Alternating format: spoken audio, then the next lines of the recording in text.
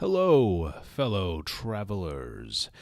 Welcome back to the Respawn Station podcast. My name's Sri, and today I'm joined by Nick to go to our crystal balls and predict, or your Assassin's Creeds and predict.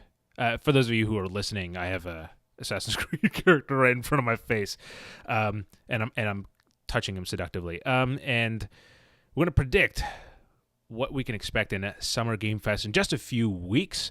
We're also going to go over some of the timeline of that stuff, so you can expect when the news to drop, when maybe our reactions will go up for that kind of stuff. We'll get into all that in a little bit, because first off, we have to start with a very important question. Nick, please, will you ask me? Sri, what have you been playing? Thank you. You've been playing a lot more than I have this week. I have been playing. So I'll start with the game that I couldn't talk about last week, but I had been playing quite a bit of, and it was called Die by the Blade. Now, I will say that they gave us like a week early access to this game before it came out, and couldn't do much other than like offline play, because there was only one day where like they arranged an online session where like the developers hopped on, and so there was like active people in the lobbies that you could kind of queue up with. But mainly, since the game came out last week, I've been playing into just actual multiplayer matches. So I can talk a little bit about my experience with it. But for the groundwork, just anyone who does not know, Die by the Blade is a one-on-one multiplayer action game. It's kind of like a fighting game, but essentially everyone has a weapon, and it's one-hit kill. So, no matter where it is, it's usually pretty brutal. Like, it's a gory game. But whatever happens, it's one-hit kill. Obviously, it's not like, the first one to swing gets it. It's you can block attacks, and you can roll out of the way. And here's the thing, right? I always get a little nervous when I'm playing these kind of games, because I'm terrible at fighting games. And Nick, you know what? Maybe we'll get you on this game before next episode. And you've played a little bit more fighting games than me, so you might have a slightly different experience about it. But for me, I was pleasantly surprised at how like not left out I felt, playing the game, especially once the game came out. And I will say, with the developers and some of the other press people that were kind of in that initial test session, I held my own. I won a few games, and so I'm proud of that. But then going into the wild lobbies where people can just get the skill can get super high, and I certainly did face some of those people. But even then, the matches are so quick. It's such an easy game to just pick up and play. And that reminds me, I actually played most of this game on the Steam Deck, and it plays perfectly. I mean, it is the perfect game to, I have my Steam Deck sitting next to my couch, and when I'm just sitting down, I've put on some random YouTube video. I just want to relax. I say relax, and then I'll be like into this game, and I'm like, no, fuck, just because swing didn't hit right or whatever. But super tense with one-hit kills. Yeah. But and so to kind of maybe give you a better idea of how that works, right? So it is one-hit kill, but there's, I believe, 5 lives per person. Yeah, I believe it's 5. And once one player loses all their lives, then you lose the match, and the other person wins. And is it like a 2D fighter, like a Street Fighter or a Mortal Kombat, or is it kind of like a more 3D one, like a Soul Calibur? If you're no, it's more like Street Fighter. So but the way it is, right? Like I'm going to say almost. It might be all, but like almost all the arenas that you fight in, and there's a fair few that all kind of change visually. Some are like more classic, grounded, and some are more cyberpunky type of thing. But the arenas themselves are like designed to kind of a like a circular mode. I realized I was signaling like out of frame, like way. I was like circular. Imagine giant walls. They're all kind of designed in a way where you can roll like forward and backward, like into the level or out of the level, if that makes sense, right? Okay. So there is that, but the camera just moves to keep you both kind of right side, left side, and you're kind of facing each other. And Oh, and also like just the base kind of what you can do with this game, because it is very simple, right? You can do versus where it's offline. You can play either with a second player, by connecting a controller, or with AI, which is actually how I played quite a few matches kind of early on, getting used to the game before it came out. And there's also, you can do local tournaments, so you can host direct tournaments, and then you can kind of play through it that way. Again, that stuff is all just local, on your hardware. There's online stuff where you can do this pretty much the same stuff. You can go into ranked matches, which is obviously what I've been playing the most of, but you can get into ranked tournaments, or like you can host a game or host tournaments yourself.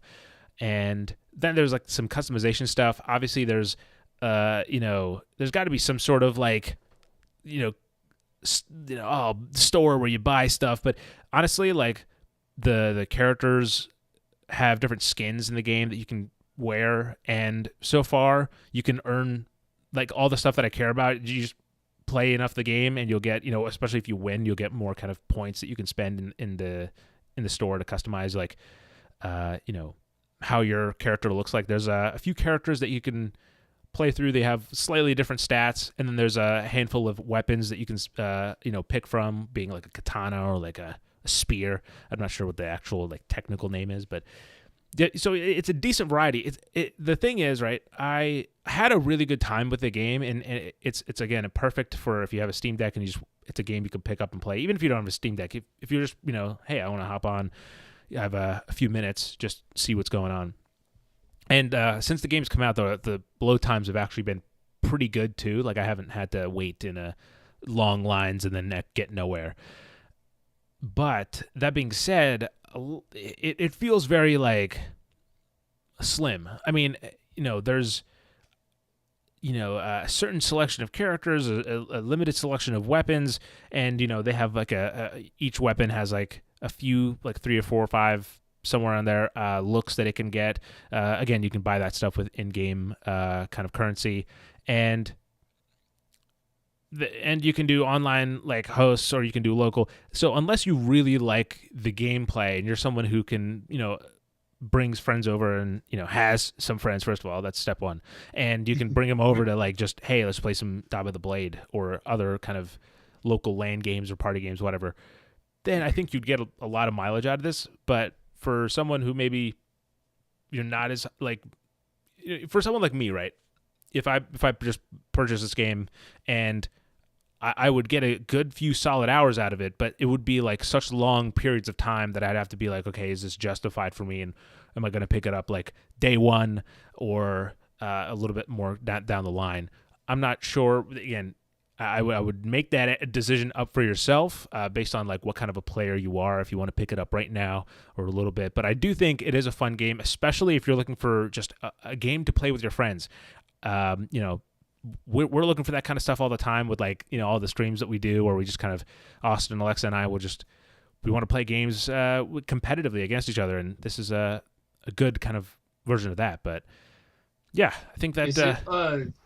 What's the theming like? Because with like title like Die by the Blade, and you mentioned like katanas and stuff, it makes me think of like samurais. Is that kind of like the vibe that it's going for, or is it just more like a anything kind of theme? No, it's very samurai. It's like cyberpunk samurai. So like a lot of the levels look, they have that kind of cyberpunk aesthetic. But there's also like, lush kind of green areas as well. And there's like some snow, I think at least one snow area as well. So like there is that variety. It's not like completely set in, the future or whatever.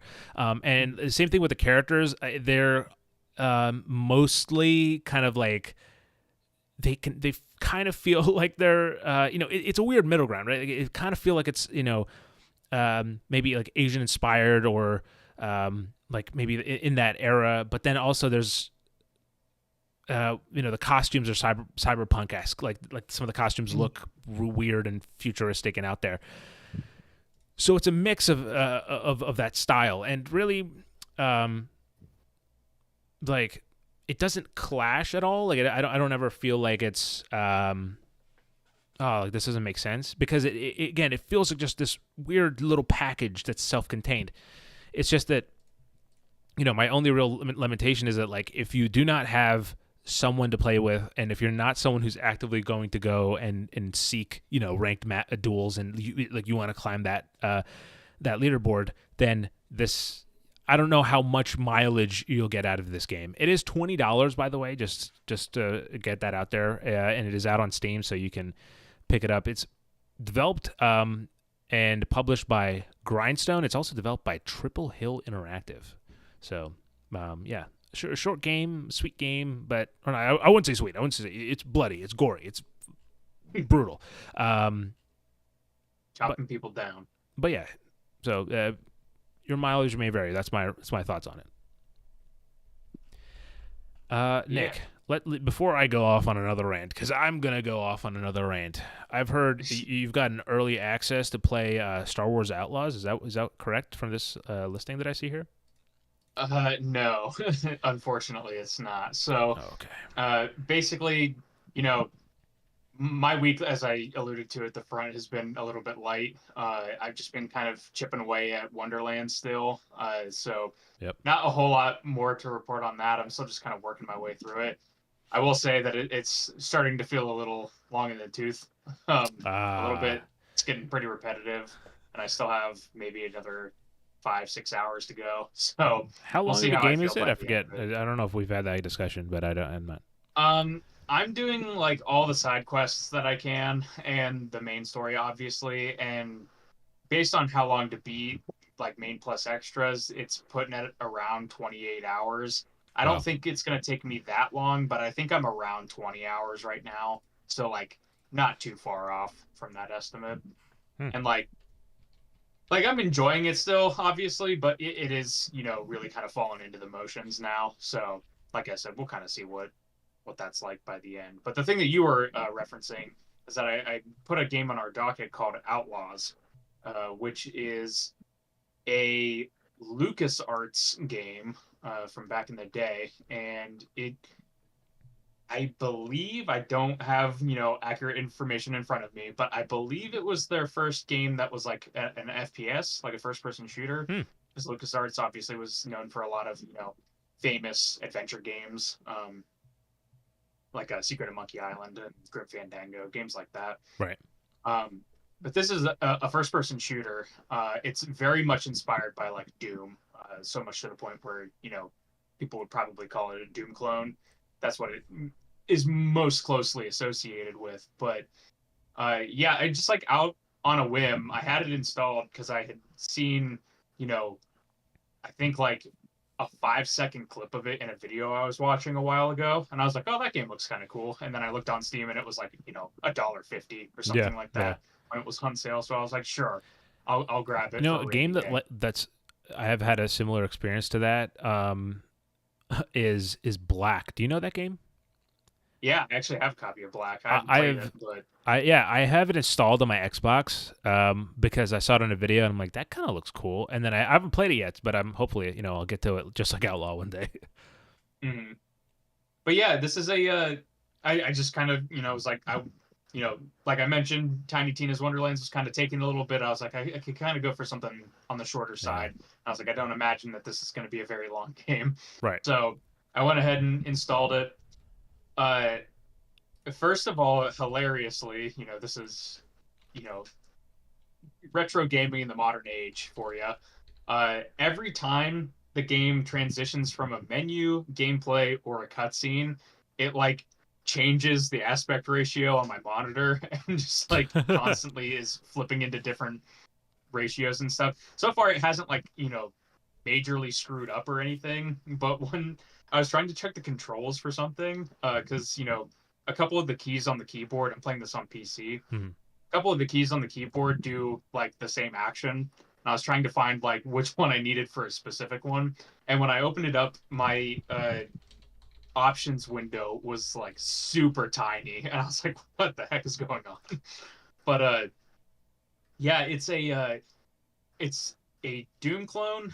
It's Wild West themed, like I mentioned. The thing that really interested me and that gripped me at the start And this is something that I believe, Do you know how LucasArts is long it is, pretty by the well way? known. I looked it up out of curiosity.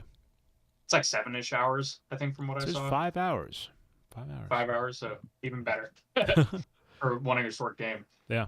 Um, yeah, the thing that stood out to me is the cutscenes, because that's kind of a weird thing to say because you play games of a certain age, and the further back you go, the more primitive, obviously, the technology gets and everything. Yeah. And especially games from this time. I mean, just earlier this year, we were talking about I was playing the original Fallout and Fallout 2, and those have some early 3D like cinematics and stuff, and they age very poorly. Like Yeah. they just look like gross anytime you're looking at humans.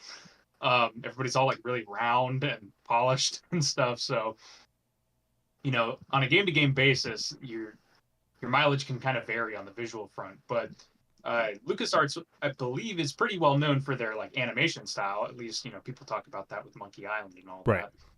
And yeah, this game has like these like really bright colors, 2D animation.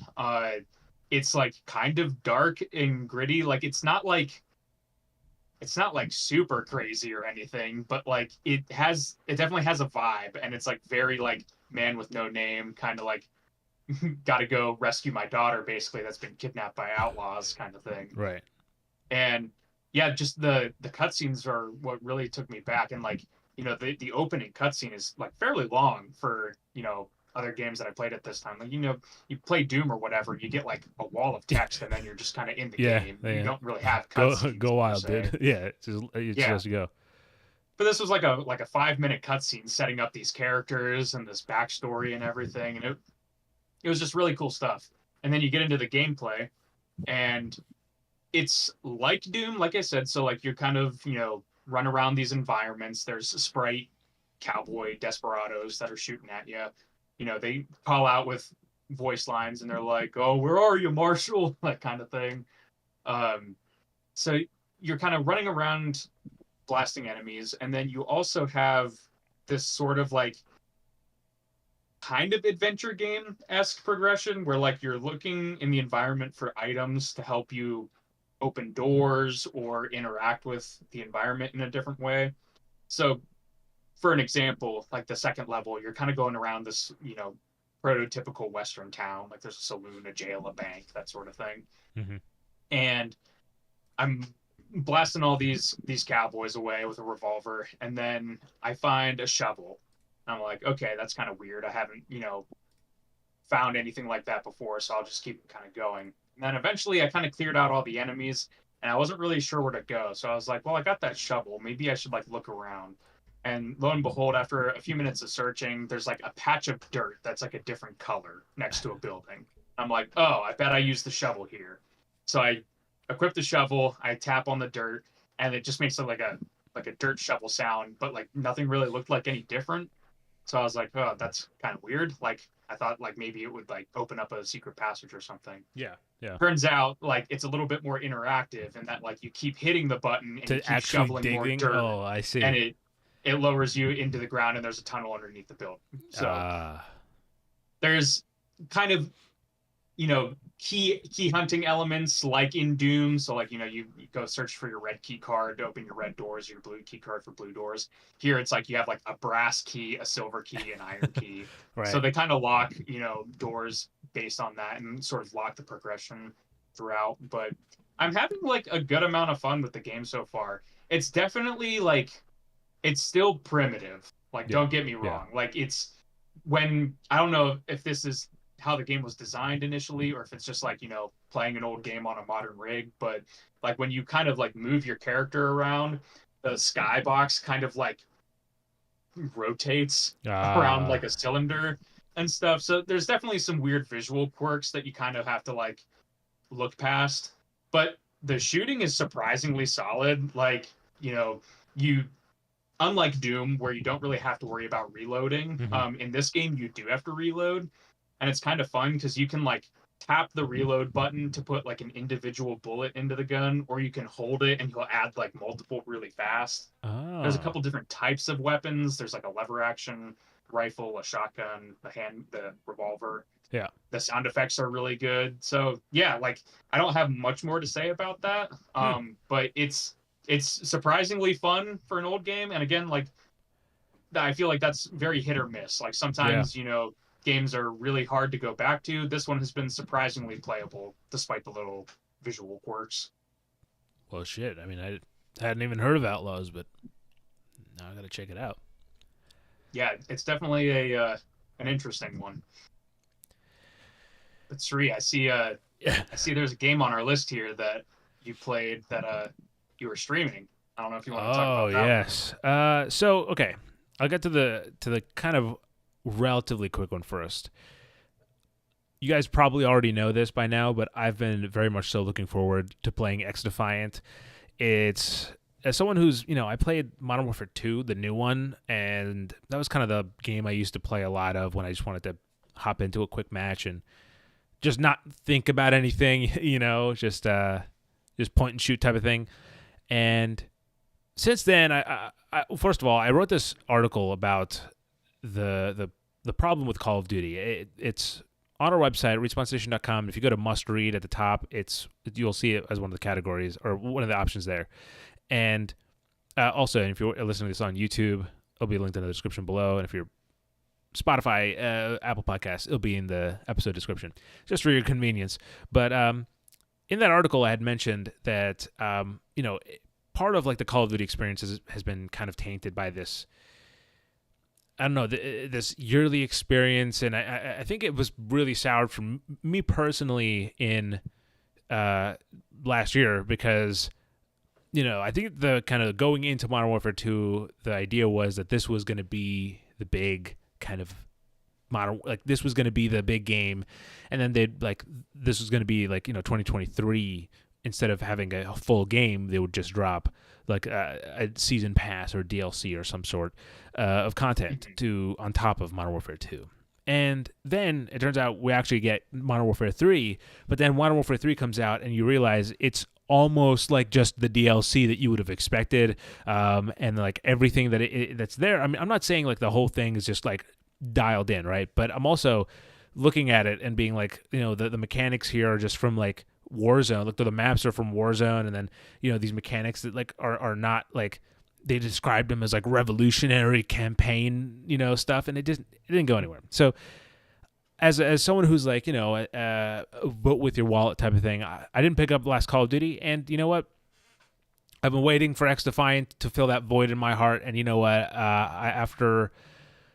I think I played for 3 hours last night on launch day, and I streamed that over on my YouTube channel, youtube.com/@SDSK. But also, I played it like probably about another hour and a half today. And look, my general thoughts. This is again, we're hot off the press with this thing. I can't give you like super in-depth confirmation of what the game is or isn't, but the game's fast and responsive. Like everything feels really smooth. The servers initially had some problems. I think people reported like right as the game launched, but honestly, by the time I went online, it was mostly ironed out. And there's occasionally like you'll take a few seconds to get into a match, maybe a minute, but I don't really see a problem with it. And once you're in the game, it feels so close to Call of Duty in terms of just like the quality, like because it's not like we're not pushing Modern Warfare level of like fidelity in like the entire time, but like the maps are just the right amount of detail. The colors are like there's a certain kind of sensibility I think to Call of Duty maps, which is what makes them so kind of popular, why everyone kind of gravitate towards them, and they almost nail it here.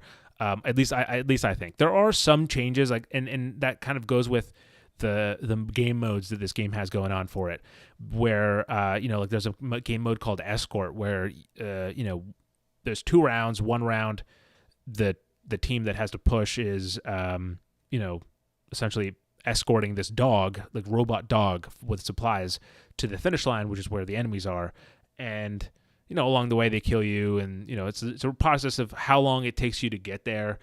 There's checkpoints along the way to kind of like reset your time, and if you don't make it in a certain time, you lose.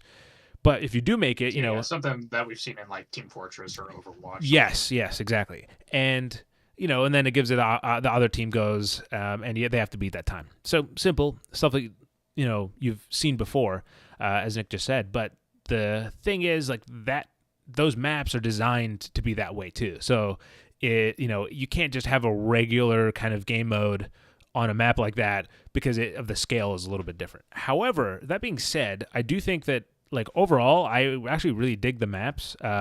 Just like they're all. Well, actually, I think I may be getting a little ahead of myself. I've said it before, but I want to reiterate for anyone who hasn't listened into the podcast before.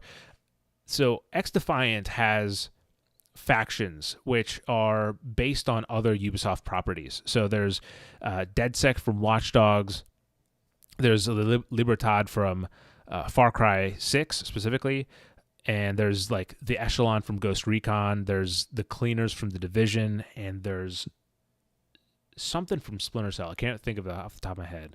But and for those of you who don't know, initially the game was announced as Tom Clancy's X Defiant, and then they later removed the Tom Clancy and then added the Far Cry and DedSec groups in there as well, just to kind of complete the package, I suppose. But because of that, or I guess kind of going in line with that, all the maps are also from those games. So like or like very inspired by those games. So there's certain areas that are, feel right out of Ghost Recon or right out of Division.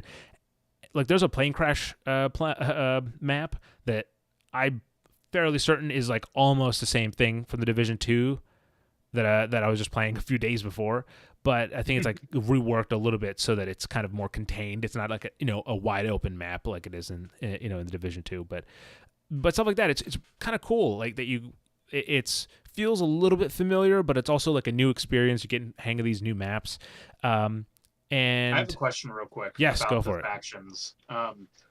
Is there any justification for why these groups are here, or is this like just being kind of pitched as like this is our like Ubisoft multiverse kind of shooter?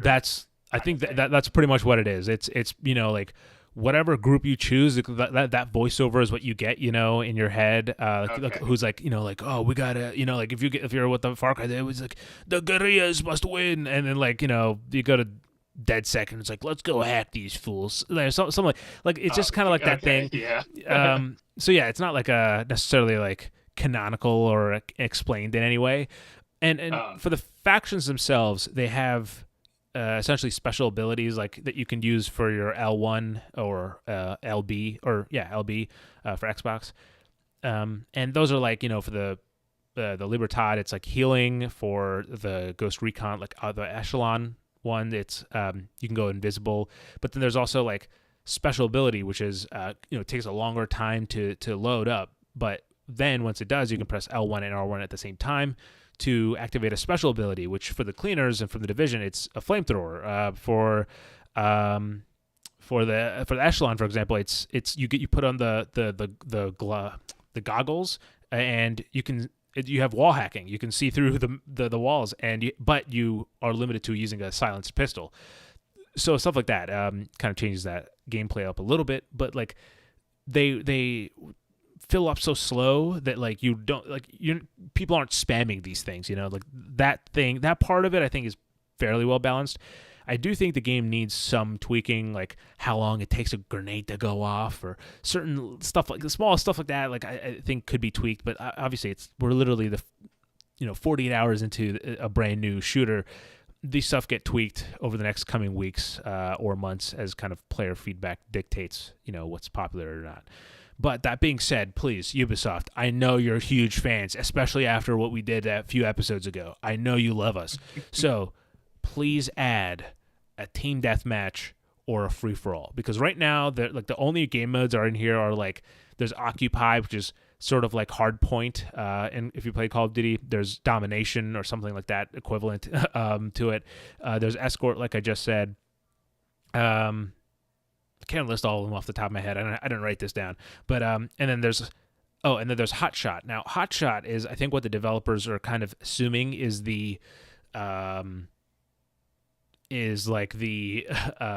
replacement for stuff like TDM, but it's honestly a replacement for Kill Confirmed. It's you get a kill, and you Sure. have to pick up pick up a coin, like the bounty, and the person who earns the most bounties will be the hotshot, and the hotshot can like run around faster, and also every coin they pick up has like more value to it, I think is what it is. But honestly, none of those, like all of those are objective based, and part of the fun for me when I'm playing these kind of games is just turning it off my brain. I'm not trying to focus on the objectives, I'm just trying to get a good KD. So I would love just a simple TDM or free-for-all later down the line. I'm kind of surprised that it doesn't have that. It feels like most shooters. Yes, dude. It was so surprised, and I'm hoping it's one of those like.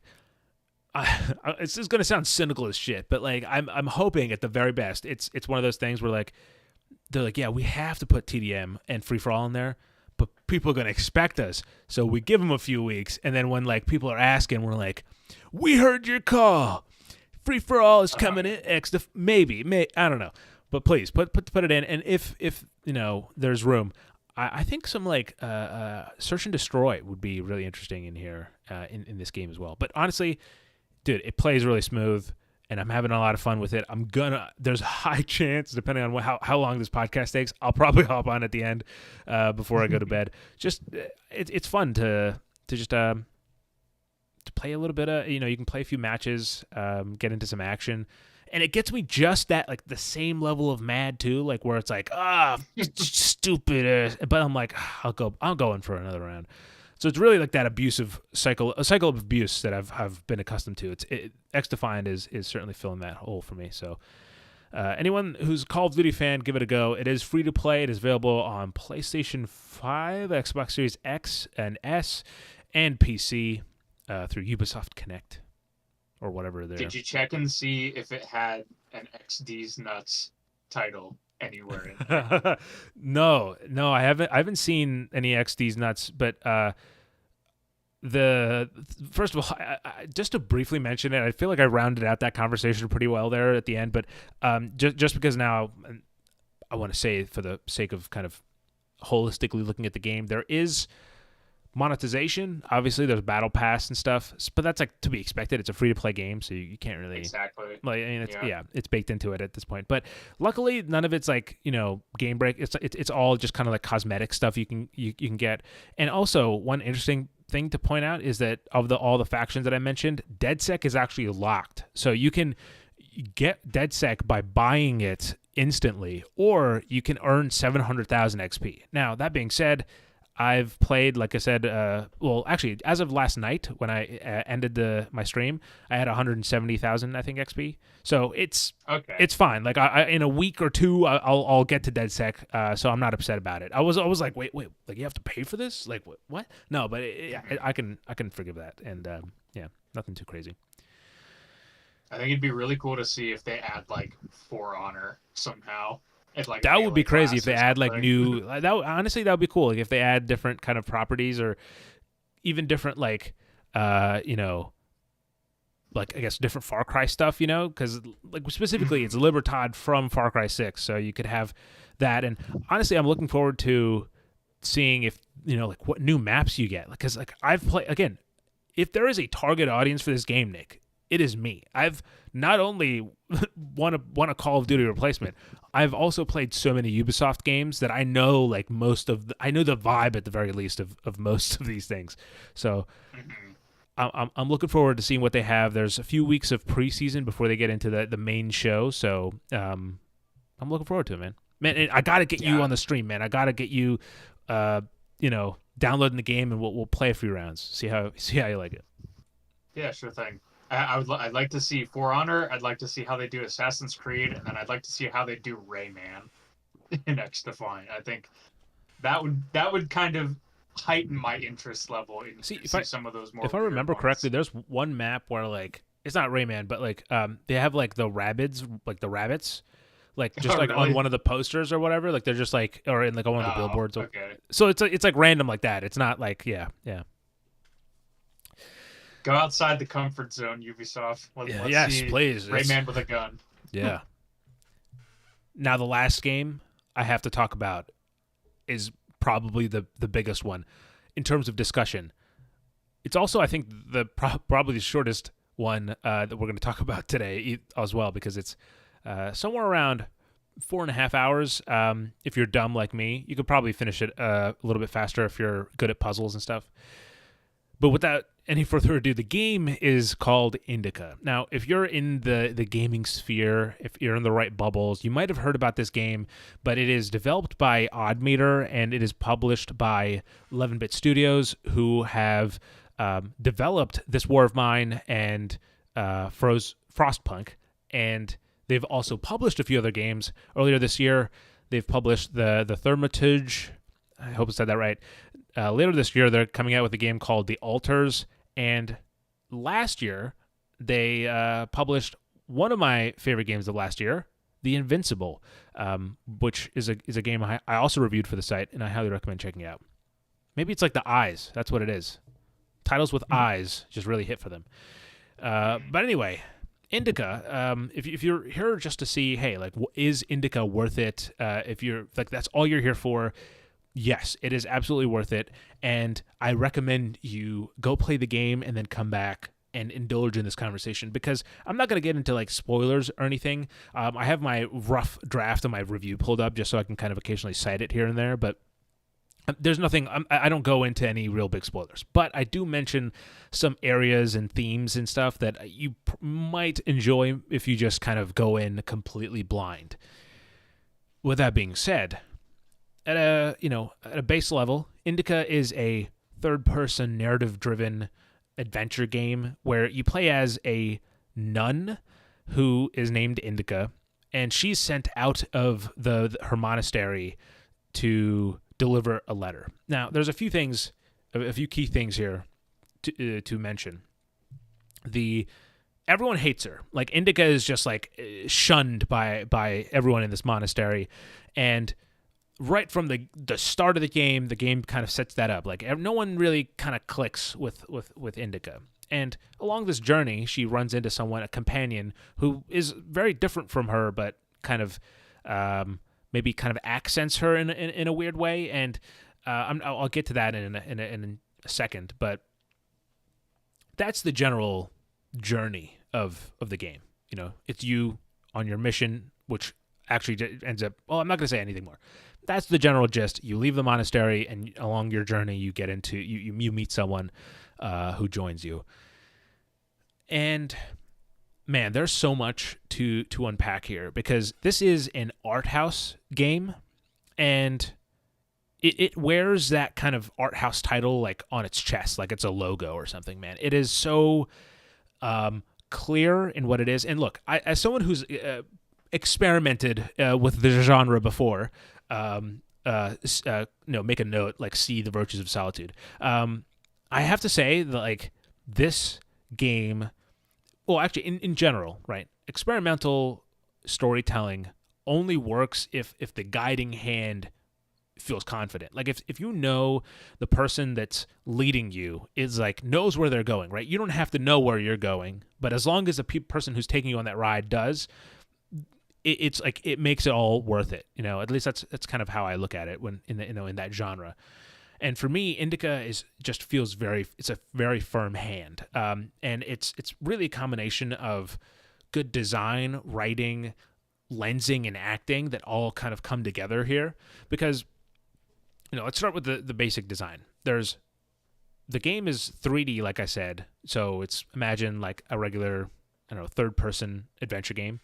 But there's between those sections, like kind of like bookending them, is these 2D mini games that essentially give you glimpses into INDIKA's past and like give you a little bit of more about her story, and then we cut back to the present where she's kind of going through the journey. I'll keep referring to it as the journey to make it as a vague as possible, but as she's going through everything, she has a voice in her head, and it's like this spiteful old, like, I don't know if it's British, I can't remember, but it's like I think it's British. It's like it's like a snarky voice that kind of nags at her throughout, and it's maybe it could make you can make an argument for it's like the kind of the voice in your ear, the devil on your shoulder, whatever, like, however you want to play that angle.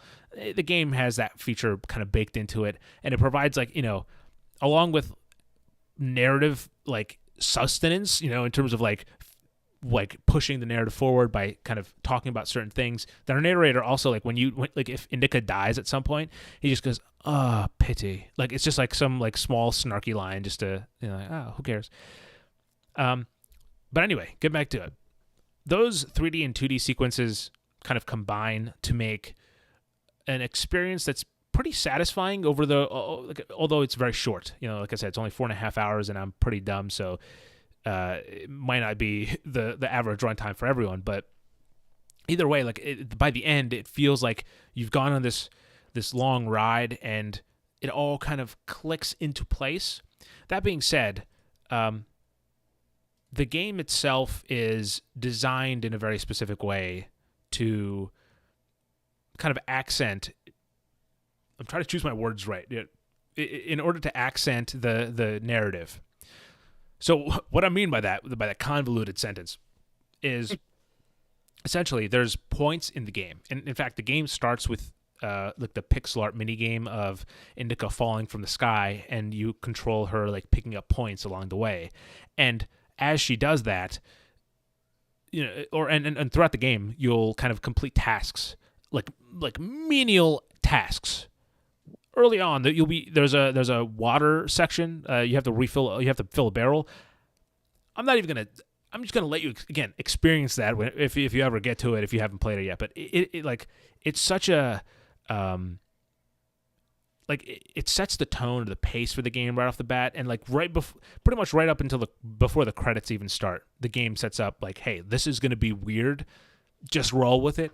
And so these points that you get throughout the game as you're collecting them, the game tells you several times that the points are worthless. Like, they have no meaning. Like, don't bother, don't worry about them.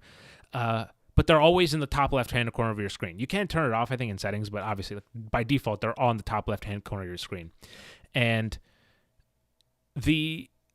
obviously, you can look at that mechanic by itself and be like, oh, so it's just like pointless mechanic just for the sake of being a mechanic, I guess. But then when you look at it in the context of, Indika and her struggle with, her faith, right? The points then become like this weird meta commentary.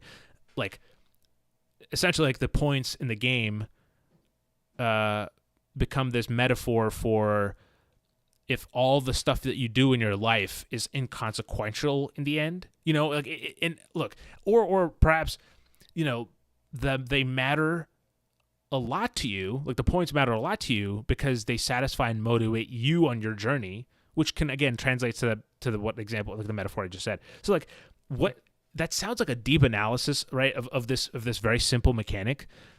But again, this game feels so intentional that like that is what it's trying to say. And I'm not saying like there's a definitive answer. The game has no concern about giving you answers to the questions that it's proposing, but it asks them in such interesting ways that I'm often like just super on board to just sit there and listen to the characters talk. And there are so many interesting just dialogue exchanges in this game where after I finish listening to them, I'm just sitting there like, what does that mean? Or like, what do I think of that personally? Like, there's a conversation between a dog and its body. Again, I'm being very vague, but yeah, like that I kept thinking about that for like days after I finished the game. I'm just like, what is it? Like, how do I feel about this?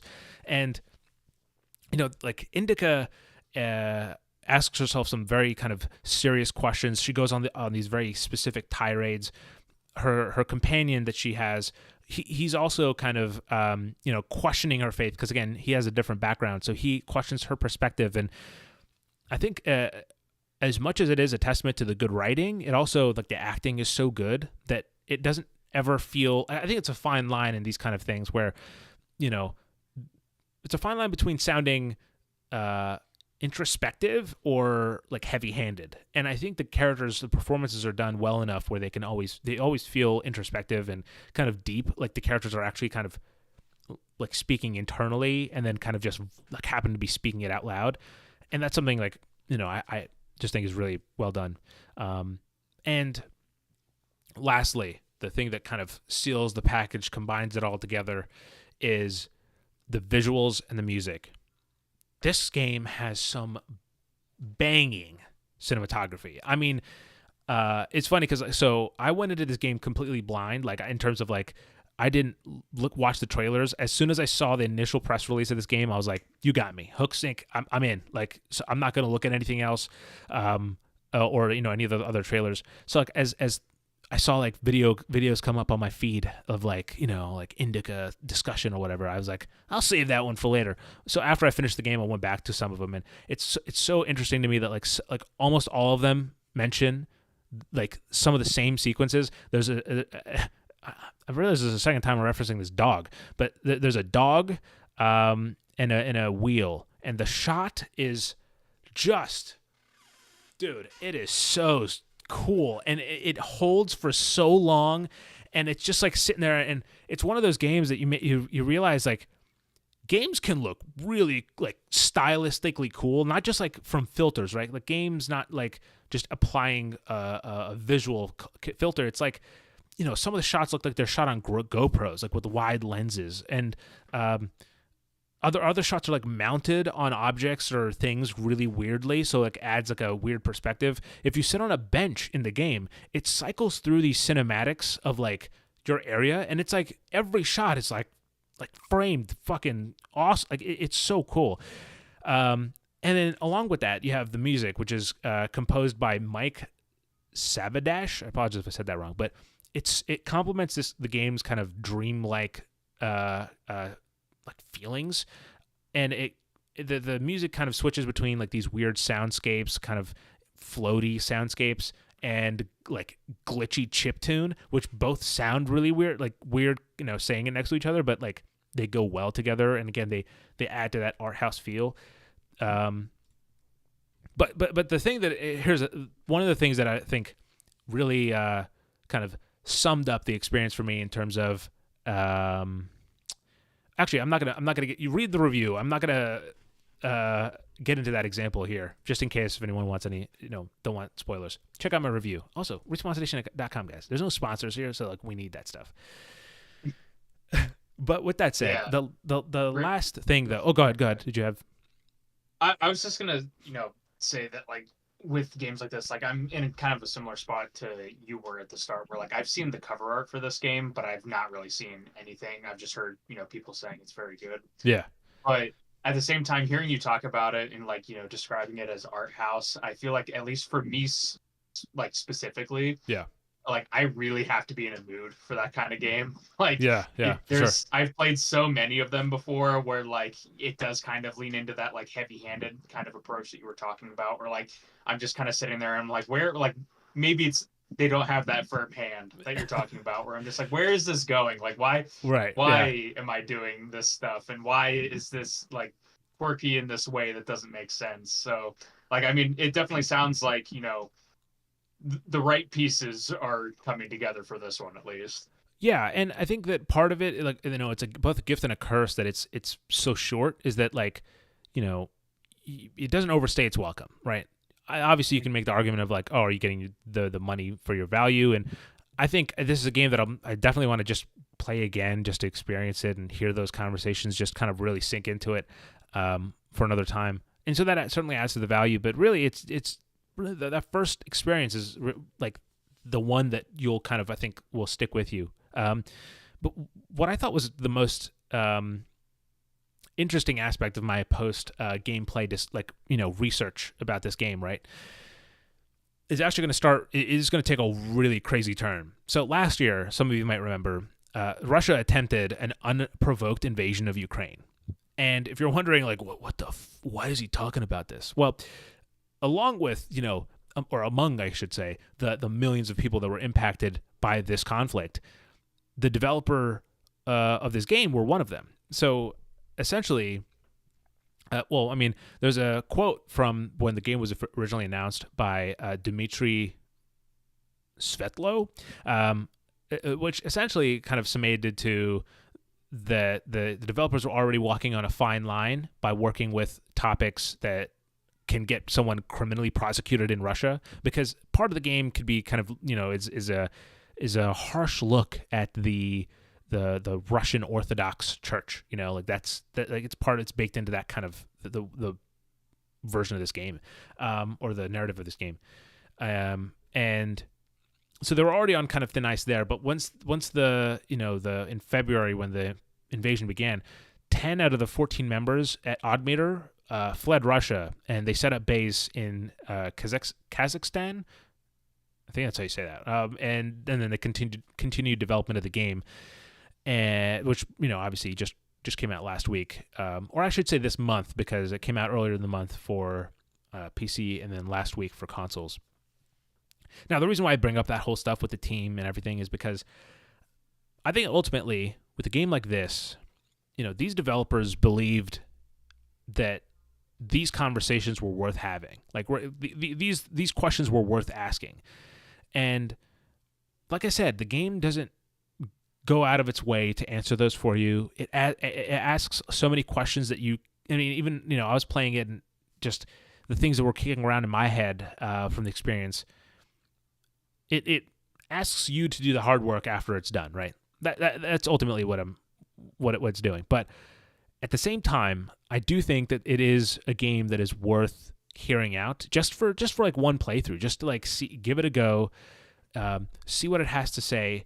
And if it bounces, if it goes in one ear and out the other, then oh well. But you might find that at least one of the ideas it has, one of the questions it poses, will just kind of worm their way into your brain, and who knows what can come from that. But bottom line, I like the game. I actually loved it, and I would recommend it. But obviously, like if you're someone like Nick as well, who has to have that moment, like it's okay, and like getting to it when you can. But it's definitely one that if you are ever in the mood for that kind of a little bit more left field, but just a game that you can really think about, then definitely check out INDIKA. Wow, dude. I how long did I run that for it, man? Jeez. Hope you guys... I had a lot to say about it, though. So I did, that's look, good. honestly, I would love to just like go into like a spoiler discussion, but like it's just like, again, I want to get another playthrough into this game and get my head, straight and kind of dive back into it. But that'll be for another time, and maybe by then, whenever, Nick, maybe Nick will join me on that whenever he's I'll in have my moment. Yeah. Yeah. But with that said, Nick, it's time to talk about the news. What do we got going on, man? Yeah, so we've got a couple of stories that we pulled together here today. It seemed a little bit on the slower week. I don't know if that's how you felt, but I wasn't seeing a whole lot. That was yeah, no, I out at didn't. me. Yeah, this was not a particularly busy week, though.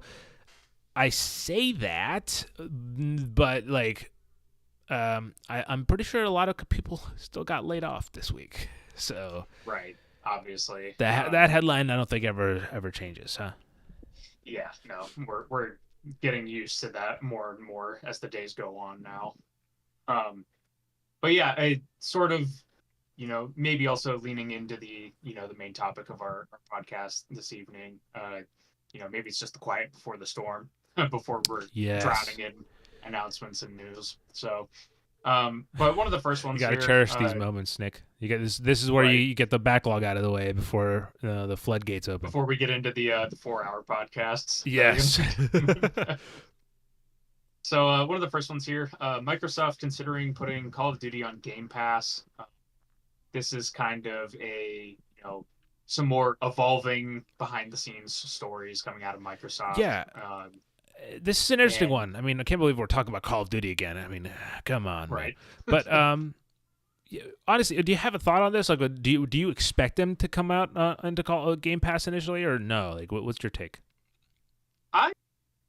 Was always under the assumption that it was going to be on Game Pass. See, with how I was too. Like, I didn't think there was a Yeah. doubt about it. Like, I thought that was the whole point of this whole, like, hey, we buy things to get first party, and then the first party stuff comes to Game Pass.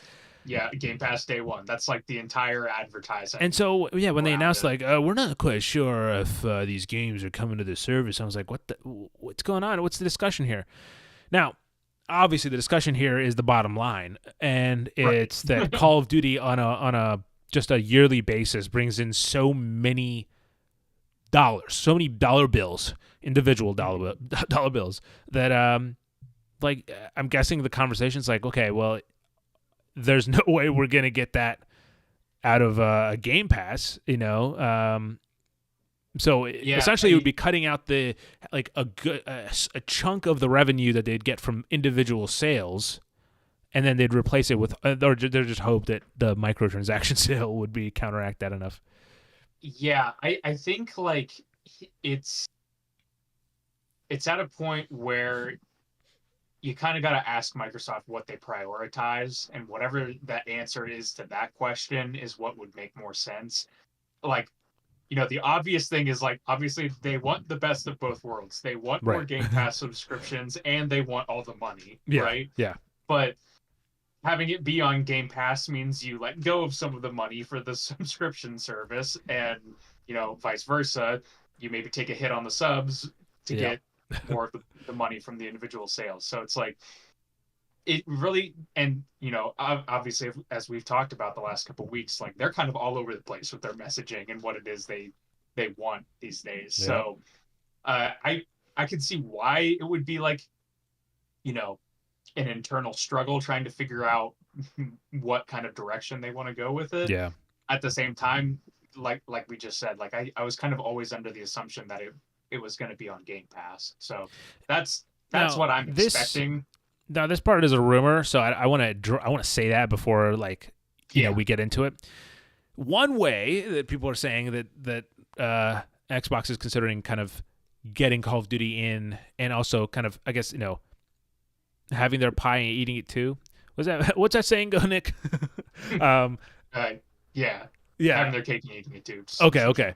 So essentially, it's that idea of like a Netflix style tier system where there's different levels of subscriptions. So, you know, you get a base Game Pass, and maybe that has like, and essentially, well, to be honest, it kind of sounds like what PlayStation's doing with the PS Plus, and then PS Plus like Extra, and then Premium, where, you know, you get certain kind of, essentially, you know, if we're speaking about PlayStation, PS Plus is just like the monthly games that you get, and then I think there's like a small selection of games that, like, you know, like the PlayStation Collection or whatever. I don't know if that's still around actually, but there's a core selection of games. Okay, well, either way, you get the monthly games.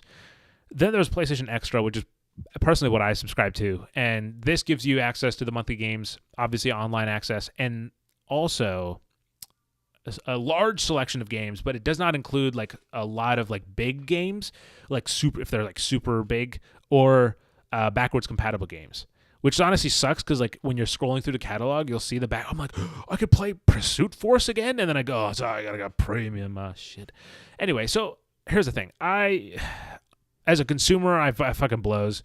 I have the lowest, or I have the second to lowest or the lowest tier in Netflix, and it's, you know, it's like whatever. Like, I'm not gonna go pay for the fucking, you know, $20, $22 a month stuff.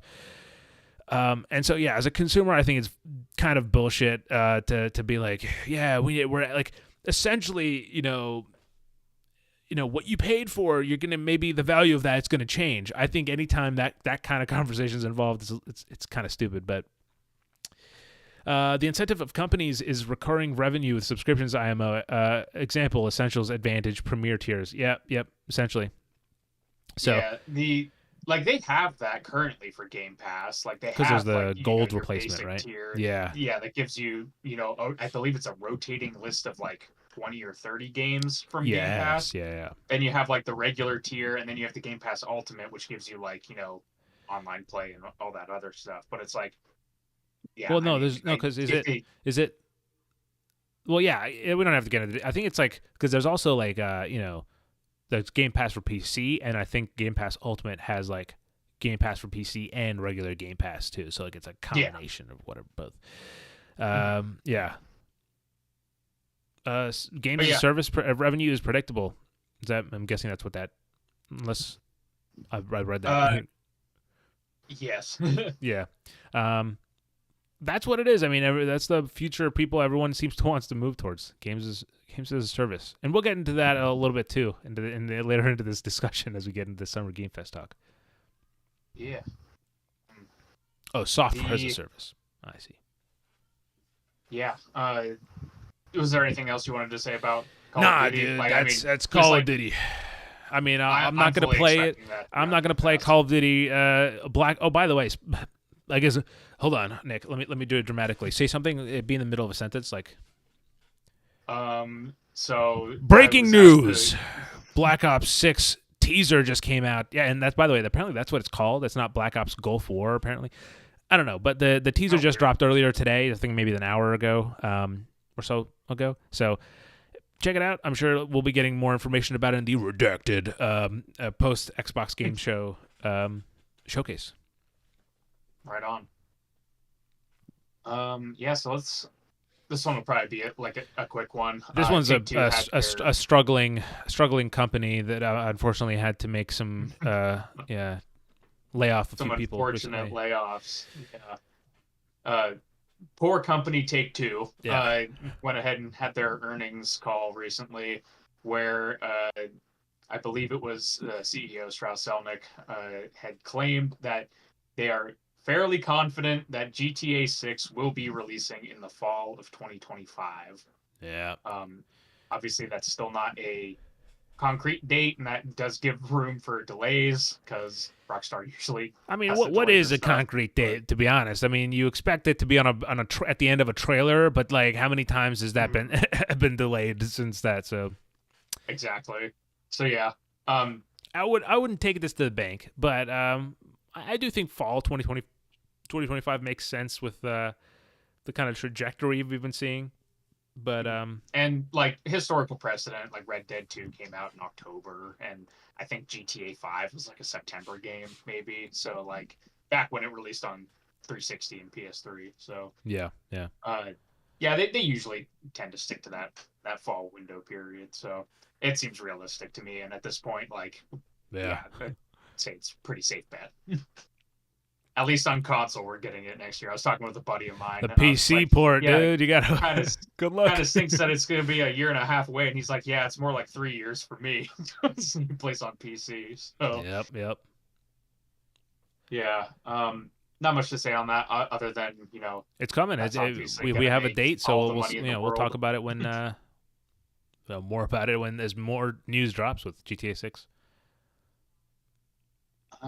Next up, this one I thought was weird to read earlier this week, but Activision announced a new AAA studio called Elsewhere Entertainment. What the hell? This is hot off. I mean, again, like, it's weird because, Xbox, they buy these publishers, and then they're like, the publishers still kind of do their own thing under us, but it's still kind of weird because it's like Activision's announcing this new big studio right on the heels of closing 4 studios under Xbox, so it's like. By the way, I guess the announcement for this was a word, like it was like a definition. It was an elsewhere adverb. What is it? At, in, from, or to another place or other places, anywhere or somewhere else. What the hell did I just read? That's fair, I guess. It is an adverb. Yeah. So go ahead. Do you want to talk about that? Because I'm just finding out about this, and man, this is interesting. There's honestly not like a whole lot to really go on about. It was just mainly that the weird mixed emotions. Well, with, so okay. Of studios. So real quick, let me just set it up. Yes, yeah, go ahead. So it's a studio that's based in Poland. Poland. Like it said, it's a AAA tier kind of big budget narrative action game, I believe is what they're trying to go for. And that's pretty much it. It has talent from a couple different Ubisoft games, a couple different like Naughty Dog maybe. So it's these usual kind of announcements where it's like, hey, we're a new studio. Here's people. What are the odds this is all these games games as a service? This is narrative based IP though. What is that? I mean, I guess maybe that kind of throws the wrench in it. I'm not sure if it would be a games as a service or if it would just be like, like an Uncharted-esque kind of game. But it seems okay. So first of all, this is reported out from GameSpot. and it says GameSpot understands this will not be a new Call of Duty project. So at the very least, we know that much. Well, that's nice. Yeah. They have 10 studios working on that, so one of them can do something different. Interesting. Yeah, I mean, narrative based, it does give me some hope, and it'd be cool to see just a high, again, a high, like a AAA high octane, sorry, or quadruple A, if I can say it. Just high octane kind of narrative game, like high budget narrative game. Like there needs to be more studios working at the level of Naughty Dog. I know that sounds crazy, but I'm not saying like, working yourself to death. I'm talking about like, with that level of scale and output where they're not releasing every year. In fact, well, I guess, and depending on how you look at it, they're kind of releasing every year at this point with how many remakes and re-releases they have. But generally, like whenever they do drop, it's like this big kind of high polished, detailed game. Hopefully, good luck to Elsewhere. Also, a place from Marvel, from the MCU, right? Isn't that another location? They just go to Elsewhere or Nowhere? Yeah, somewhere around there. Now, Nick, we've only talked about Warhammer, I think, twice on this podcast, but let's make it 3. And if we talked about it 3 times, let's make it 4. So Warhammer Skulls is essentially like a showcase that happens for Warhammer fans. They all get together and just like chest butt each other, I think. Honestly, no, it's an event. This is the 8th year that they've had it, and it's coming back tomorrow. So by the time we come back next episode, we'll talk about a few of the announcements that happened. But check it out. It's being hosted by Rahul Kohli, that guy from that one zombie show, I think, among others. But and you can expect reveals, they say, for Space Marine 2, which it looks so good. Have you seen the gameplay for this? Like that came out like back in October, I think, because the game was delayed. I think right for after Space Marine 2. Yeah, dude. Oh my god! If you haven't, go do yourself a favor, look it up, because it's from, if my understanding is correct, it's using the same tech that's behind World War Z, and so they have this incredible. I don't know how they do it, but it is incredible. Like volume of enemies without just dropping frames like crazy. World War Z did that really well, and here it looks so sick because like you'll be and like in the gameplay they showed, like there's enemies like in the distance just swarming the fields, and you're like, they're gonna get here. That's sick. I'm looking forward to it. Yeah, it really has a nice sense of scale. Yeah, and I love games that have cool scale. Yeah. Bolt Gun, by the way, Nick, do you have any idea what could this be Bolt Gun 2 or this like DLC? Like, I'm so curious that this is the second thing they listed here as things there'll be reveals for. I bet my bet would be DLC, because I'm pretty sure or an enhanced edition, or not an enhanced, 2022, or was it in 2023? I think it was last year. I'll look it up. Yeah, I think you're right. I think it was because I think it was early 2023, I think that's right? Yeah, I think that's too soon for a 2. Yeah, May 2023. Dude, as of tomorrow is 1 year, so it's going to be a 1-year anniversary edition. That's what it is, Nick. I just put it together. That's actually to the date. It'll be the 1-year anniversary of the game. And there's also I think it'll be like you said. I think it'll either be like an anniversary update or it'll be like a DLC. Yeah. And there's also going to be announcements for Total War Warhammer. I can only hope that Henry Cavill will show his handsome mug and be like, I'm Henry Cavill and I'm working on the movie. I don't know what he sounds like. I can't picture it. I can't hear it, but he is working on the Warhammer movie or the series, the universe for I think Amazon, right? So yeah, I think so. Looking forward to that. But that brings us, Nick, speaking of events, obviously this is May 23rd, but in June, it is. In a very specific contained period of time in June, every nerd around the world, it shakes with excitement. It used to be called E3, but now it's called Jeff Keighley Summer Game Fest. No, it's just called Summer Game Fest. And although not all the things we're going to talk about here are Summer Game Fest like directly related, they are all kind of in that same time zone where you can kind of group them all into the conversation. But first, obviously, we have to run through the schedule of what's going on and when. So, Nick, take it off. Take it. I mean, not your shirt. The topic. Yeah, sure thing. So, basically, we have Jeff Keighley's Summer Game Fest, which is happening on June 7th. That's usually, he has a big presentation, like a showcase, and then there's usually a few ads, one or two ads. Yeah, stuff like that. Yeah, and like additional trailers or interviews or stuff that, gets highlighted by Jeff, like throughout the following weeks after that. Yeah. On June 8th, we have the Future Games Show. On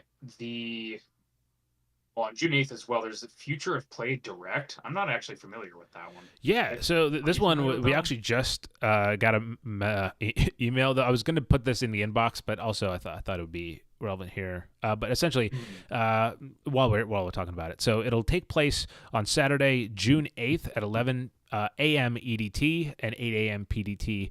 And essentially, this year's Future of Play Direct will showcase games from countless developers you've been dying to hear from. Get ready for exclusive announcements from Cosmic New Bangers. About Cosmic New Bangers from Trinket Studios, the creators of Battle Chef Brigade, Texel Raptor, creator of Parkitect, Mighty Yell, the creators of The Big Con, the Mighty Yell, I love that game, and Studio Pixel Punk, creators of Unsighted. So, and then also, plus tune in for exciting updates for titles such as the Dungeon Crawler Timberborn, Psychorama, Zodiac XXL or Double XL, and Airborne Empire, and much more. So there you go. Gotcha. So definitely seems more of like a indie gathering there. Yes. Yeah. Definitely. Yep.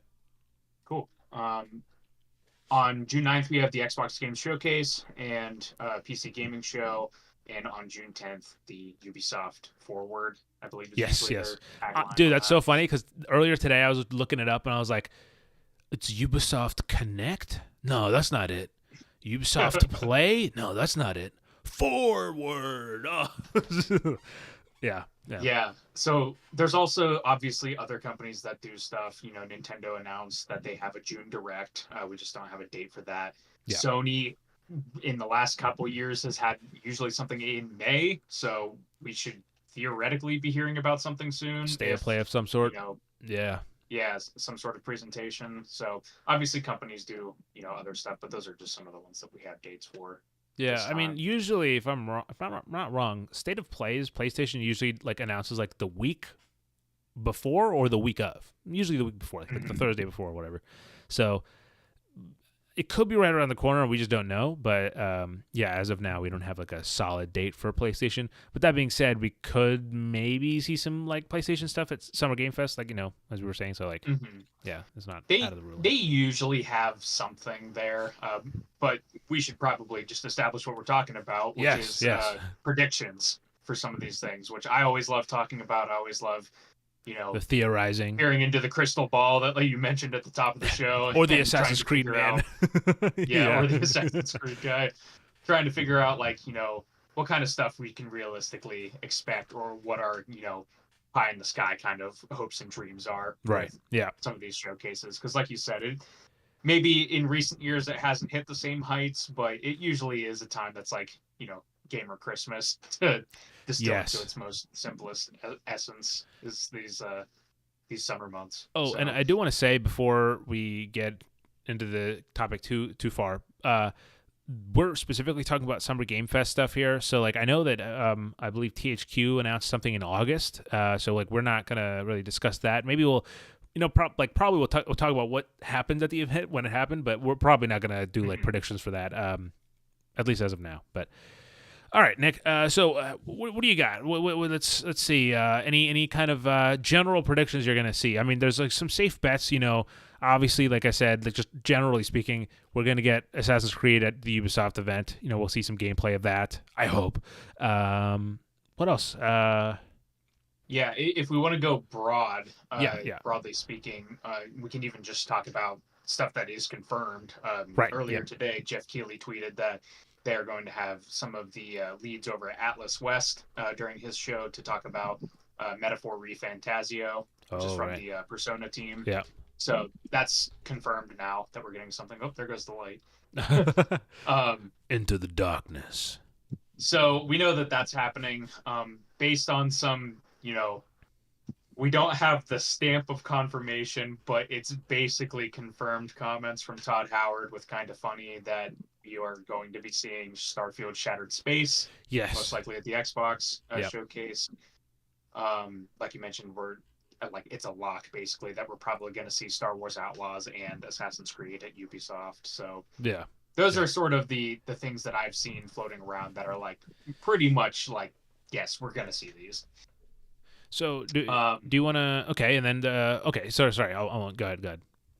I was just going to say we can start with Jeff's show because that is the That's main what I was. That's topic. literally what I was gonna say. Yeah, I was gonna say, do you want to start with Summer Game Fest first, and then we'll go to like Xbox and maybe Ubisoft at the end, and anything else we Yeah, kind of. absolutely. All right. So What do you think? Big ideas. Big ideas. generally speaking, obviously, we've talked about this before. I'm not sure on the podcast or not, but Jeff's shows, they kind of do have like a formula at this point. You start with something like kind of exciting. You have a couple of heavy hitters up at the front, and then it kind of dips when we get into the MMO adjacent fantasy games with crafting. Yeah. And then usually we kind of crescendo back up for something really exciting at the end. Yep. Pretty much. I think that is basically going to happen here. Like I can't even really say how many of these survival crafting fantasy MMO games we'll see, but you can pretty much guarantee that they're going to be there. Wait till the space games catch up, Nick. Right. But the one thing that Jeff also likes to do in his shows is kind of re-reveal games. I know that that's kind of a weird thing, sure. but like you can find a couple of examples in his various shows, whether it's Summer Game Fest or like Gamescom or the Game Awards, Right. where he'll make an announcement for a game. It'll go quiet for a couple of years, and then they're back to Right. re-reveal. Maybe they're closer to being released. Yeah. And I actually do think we're going to get one of those this year, and I think that game is going to be Metal Slug Tactics. Whoa. Jeff revealed this game, I believe, back in 2021, maybe? It was whatever show he had where he had the Elden Ring trailer at the end. Oh, okay. Sure. Okay. They first announced Metal Slug Tactics, which is bringing back the Metal Slug series, traditionally like an arcade 2D shooter kind of game, but doing like a grid-based tactics take on it. It had a really cool trailer. It had really cool visuals, and it like an interesting shake-up on the gameplay that doesn't feel completely out of left field, right? So yeah, it's been a couple years since we've seen this. It's basically been radio silent as far as I've seen. Yeah. So I would not be shocked if we get like, a second reveal here and be like maybe a release date and be like, hey, right. Sure. the game didn't get canceled or anything. Yeah. It's, coming that's out a thing to celebrate now. Yeah. Yeah. So that's okay. I don't know if that would be like a starting thing or like in the middle kind of announcement, but all right, Nick, I'm feeling pretty confident on that. I'm feeling argumentative, so I'm gonna pick one that I know we both disagree on, or in terms of like we both have a different prediction for. So one of the partners for Summer Game Fest is 2K, and we already know that there's an announcement coming for 2K during the Summer Game Fest. And I believe what was their wording? It was like there's going to be a return to a loved franchise or something like that, or a new installment in a like. Here, let me see if I can pull it up real quick because we need to be very specific with our yes, with our yeah quote here. UK, this is something like this. So Nick and I both have. Well, first I'll say this because my prediction is what I initially was behind, and then when you hear Nick say the quote, it actually I think lends to his theory better. But my prediction for what 2K is going to reveal, all right, is going to be Mafia 4 or like some sort of Mafia game, because I do think that Mafia is one of 2K's best series. Now, Nick, did you find the quote? Did you know exactly what they said? Because it could be I think they say something about like beloved, and I think it's biggest and most beloved franchises. A new iteration in the one of biggest is biggest what's and most beloved franchises. The biggest is what I'm Now, hesitant about because I don't know if Mafia has done that well historically. yeah, we were talking about this off the air Yeah. before, and like I'm split between Mafia and what I actually think that this is. Go Um, ahead. Say it. Say it with your which chest. I think it is finally time that we are seeing the new BioShock that's been in development Okay. All right. for All right. Now, do you think a this is couple years. BioShock 3, BioShock 4, or how do you think it's That's a good question. or I BioShock don't hyphen? think. I think it's going to be a BioShock hyphen. Okay. It's BioShock there was Beyond. a rumor slash leak. Again, take it with a grain of salt. You know, these things end Yep. up being fake all the time. Yeah. There was, I believe, a year or two ago, the rumor slash leaked title was BioShock Isolation, which was, Interesting. Interesting.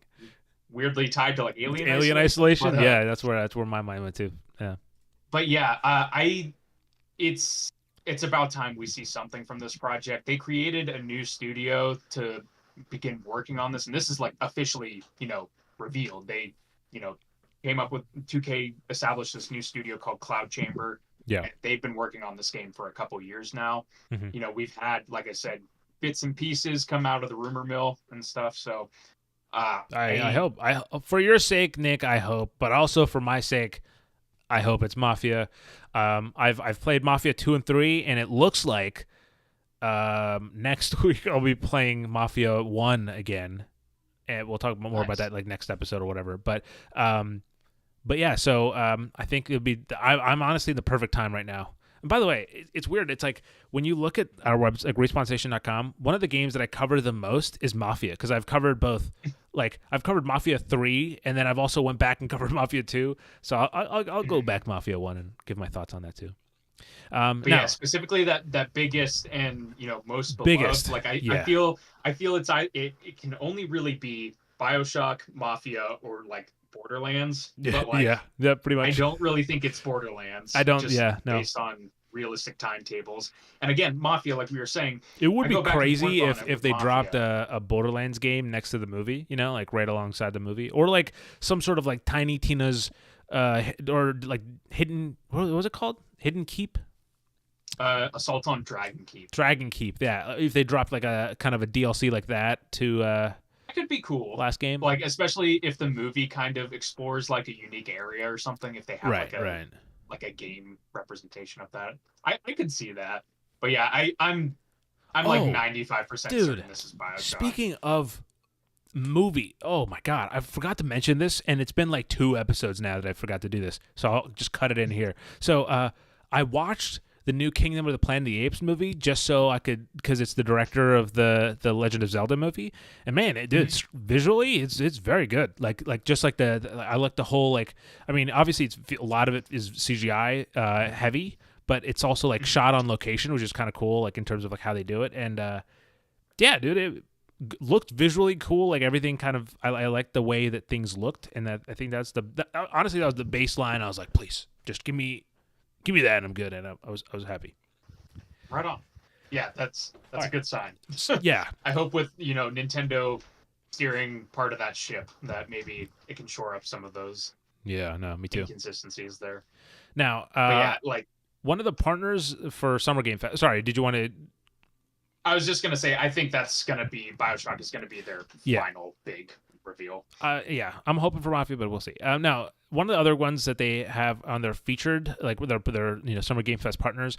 Again, I don't know if this necessarily means that they'll have like an ad at the event, just like simple, just like that, or if it means that they will also have an announcement. So I'm gonna go off on this train with me. So Netflix Games is a partner for Summer Game Fest. Now, will this be just an ad for the Netflix, like the games on Netflix, or do you think Netflix is finally ready to show a game that it's been, like, an original game that it's been working on? That is interesting. I do think that like big list of partners that they have, I do think that does include the like weird kind of like ads in between the trailers too. My gut instinct would be the thing that I think is more realistic is I think that they would just have like some new games that are coming to Netflix that they would have like a little sizzle reel or something for. Yep.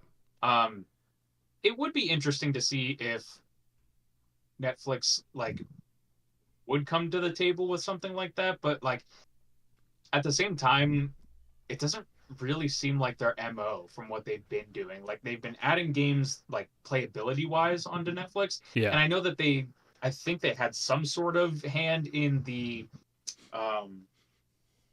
Dark Crystal Tactics game. Oh. I think they were involved in that, but I don't know to what extent. And that was like a bigger console game, so I'm not even sure if that's necessarily playable on Netflix. But yeah, my instinct would probably be like, hey, Suika game is coming to Netflix or something like that if it's not already on there. We'll see. I mean, that was a wild card. I want to throw it in there. But okay, so another one I see though, one that I would like to see kind of actually presenting games is Sega. How close was I? You were 75% there. Oh, all right, I'll get closer next time. So here's the thing, Nick. It was the Game Awards last year, I believe, where Sega put out this like quick like highlight reel, and they just popped off a bunch of games that looked to be set in the Jet Set Radio universe. A new Streets of Rage, a new Crazy Taxi, and Shinobi, and hold on. And Golden Axe. Those are the 5 game franchises that they were essentially teased new entries of. You think any of those are going to be showing up at this little gathering we got going on? That's another interesting one. I hadn't really thought about that. I'm hoping for Crazy Taxi. Just like one of the smaller ones, if they're not like releasing them all as like a bundle, like that I would hope not. Like, yeah, you look back at that and it's like it's kind of a weird announcement. It's really cool, and it is. It's so bold because it's like but... everyone's taking their time with like dramatic one games, and they're like just 5 back to back to back to back to back, and then they just they go quiet. I would love to see one of those games come out, and like I would also I don't think these games need a huge hype cycle, so like I would love like, hey, here's a new closer look at gameplay, for example, of Jet Set Radio, and then it comes out in July or August or something, like just right at the end of the summer you get it out. So I don't know, that'd be nice. That would be ideal. Again, it depends on how early those games are that we saw last year. Like if it's like we basically just started like making these and these are proof of concept, then maybe we won't see them. But I agree. I would actually like to see some of those. I think that would be really awesome. I would be most interested in the Jet Set Radio one. I haven't played those games, but everybody tells me that they're adjacent to Tony Hawk, so it's like I've heard that too. My speed, so. Yeah, I'd definitely be interested to see some more of that. Anything else you got aimed for the main Summer Game Fest event? So Sony's weird with Summer Game Fest. Right? That's the podcast, folks. Thanks for watching. So Sony sometimes gives Jeff a lot of stuff to work with, and sometimes Just they nothing. give him like the DualSense Edge. Yeah. And that's what he gets for Sony. So I believe they're on that list of partners again. PlayStation. I just wrote this down. I don't know if obviously this isn't like rumored as far as I've seen or anything, but I was like, I could see like a new Sackboy game getting announced at Summer Game it's been Fest. a while, I guess. Yeah, I've really thought about Sackboy in a while. Big Adventure, I think, was a launch title for PS5. So yeah, it's been a little bit of time, and like that seems like kind of like, not to be use this as like offensively or whatever, but it seems like the kind of softball kind of game that Sony would be like, okay, Jeff, you can have our Sackboy game while we get Bloodborne remaster. You wish, you fucking, you hope, dude. I'll be lighting the summoning circle for that one, but I think I could see like a Sackboy game, or like. You're probably gonna laugh at this, but something like a NAC PC port or something like some other PC port that they don't already have announced. Right. Let's see here. Can I throw a wild card in here, or are we gonna save the wild cards for later? Do it. We're flying by Great to the hear. we're going by the seat of our pants. All right, so let's see here. I actually this wonderful website here I'm on. Let's see, respawnstation.com. So back in 2021, this Sri Kandula wrote about how Saber Interactive and Illogica, along with Epitome. By the way, the spellings of both of those names is totally totally not what it sounds like. Have announced the development of a video game inspired by the acclaimed film series from Paramount Pictures. Say it with me, Nick. A Quiet Place. He didn't know. Quiet Place. So they're working on a story-driven horror game set in the Quiet Place universe. And look, we're right around the corner from a Quiet Place movie, the Quiet Place Year One, I think it's what's called. Which, by the way, looks really awesome. I'm looking forward to watching it. So I wouldn't think. Bear with me, Nick. I don't think it's crazy to expect some sort of something from this game during Summer Game Fest. Yeah. When did you write that? You said, is that last year? October 2021. 21. Okay. We've been at this for a while, Nick. Jeff also likes the I don't want to say specifically like movie tie-ins, but like the license. Yeah, bring in the actors and of those too. Yeah. I could totally see Lupita coming out onto the stage, saying my new movie's out, this summer, but also, and then give a trailer. Yeah, I now that you mention it, I could totally see it.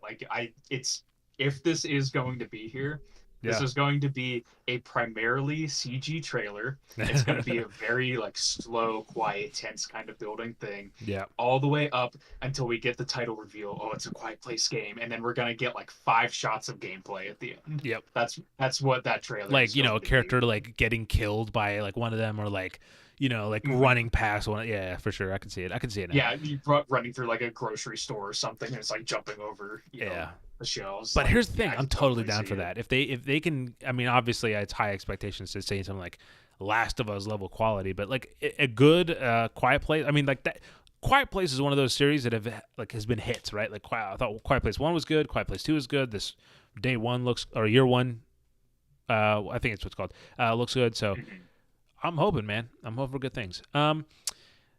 We also know that something from Pal World is going to be there, probably new content or new downloadable content of some sort. You're not going to see GTA 6 here, though. Stuff like that. That's going to be a while. No. Any odds you think we'll see because EA is one of the partners? Any chance we'll see Dragon Age Dreadwolf? All right, is that the name? Ooh, that's an interesting pull. Yeah, it's a big one. They could end the show on it. I think Dragon Age Dreadwolf is big enough to end the show on as a world premiere. It wouldn't be a world premiere, I guess, but Dragon Age is in the back of my mind.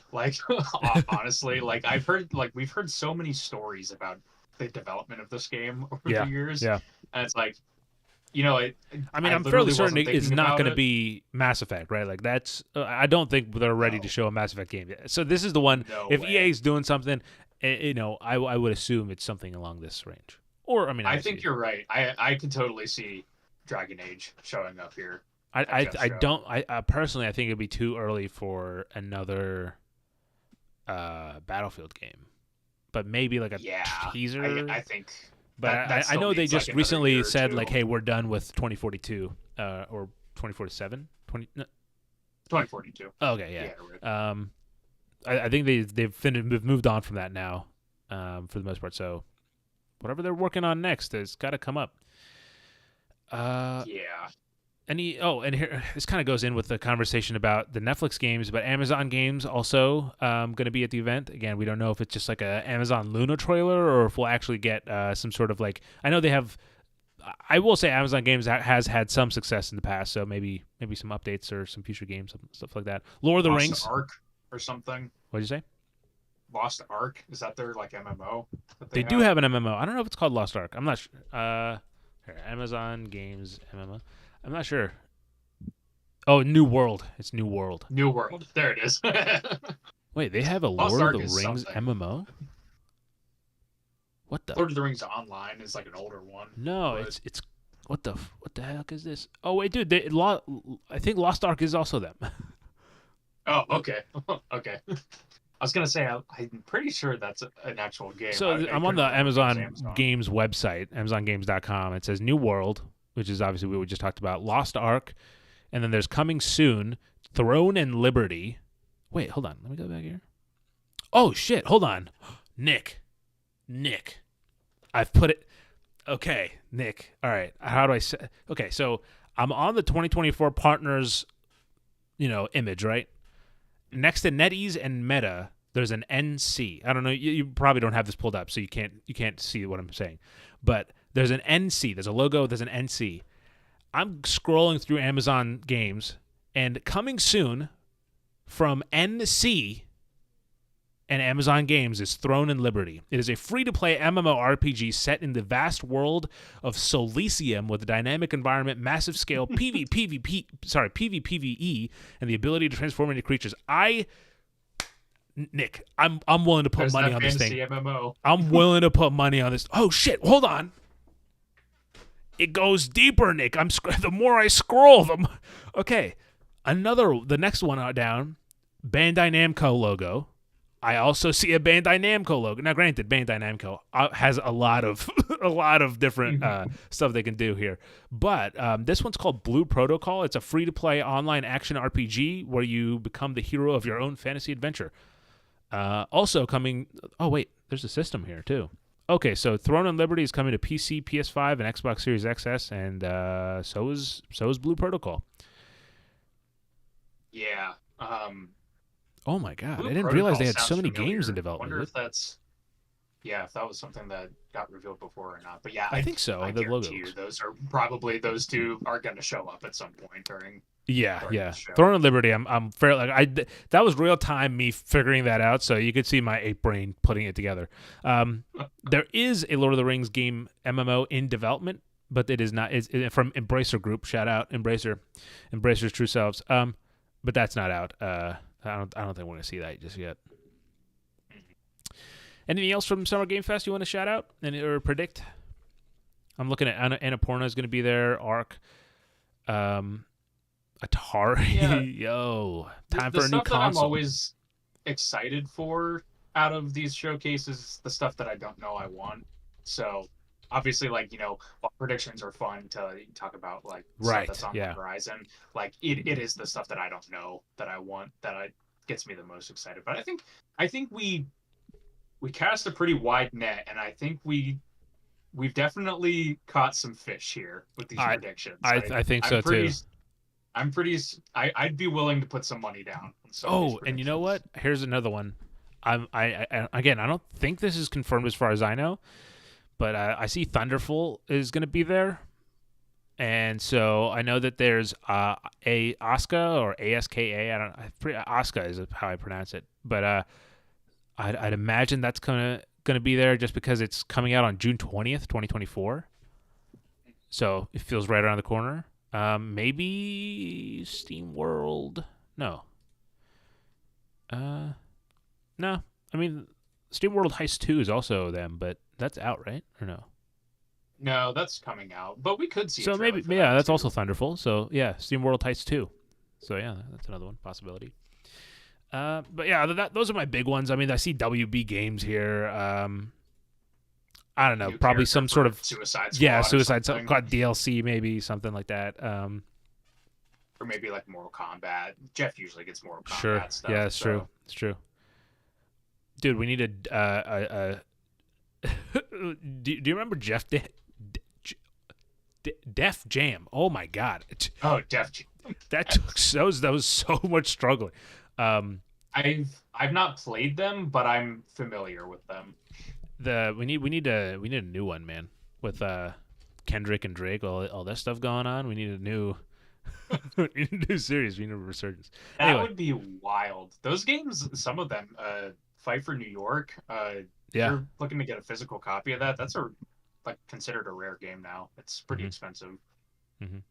Right. But yeah. That would be a wild one. Yeah, that would. So let's talk about then moving out from the Summer Game Fest and talk more specifically about Xbox Games Showcase. Now, look, briefly talking about it, after the Xbox Game Showcase. It's going to be Call of Duty. You're probably going to see like some sort of like a cool trailer for the game.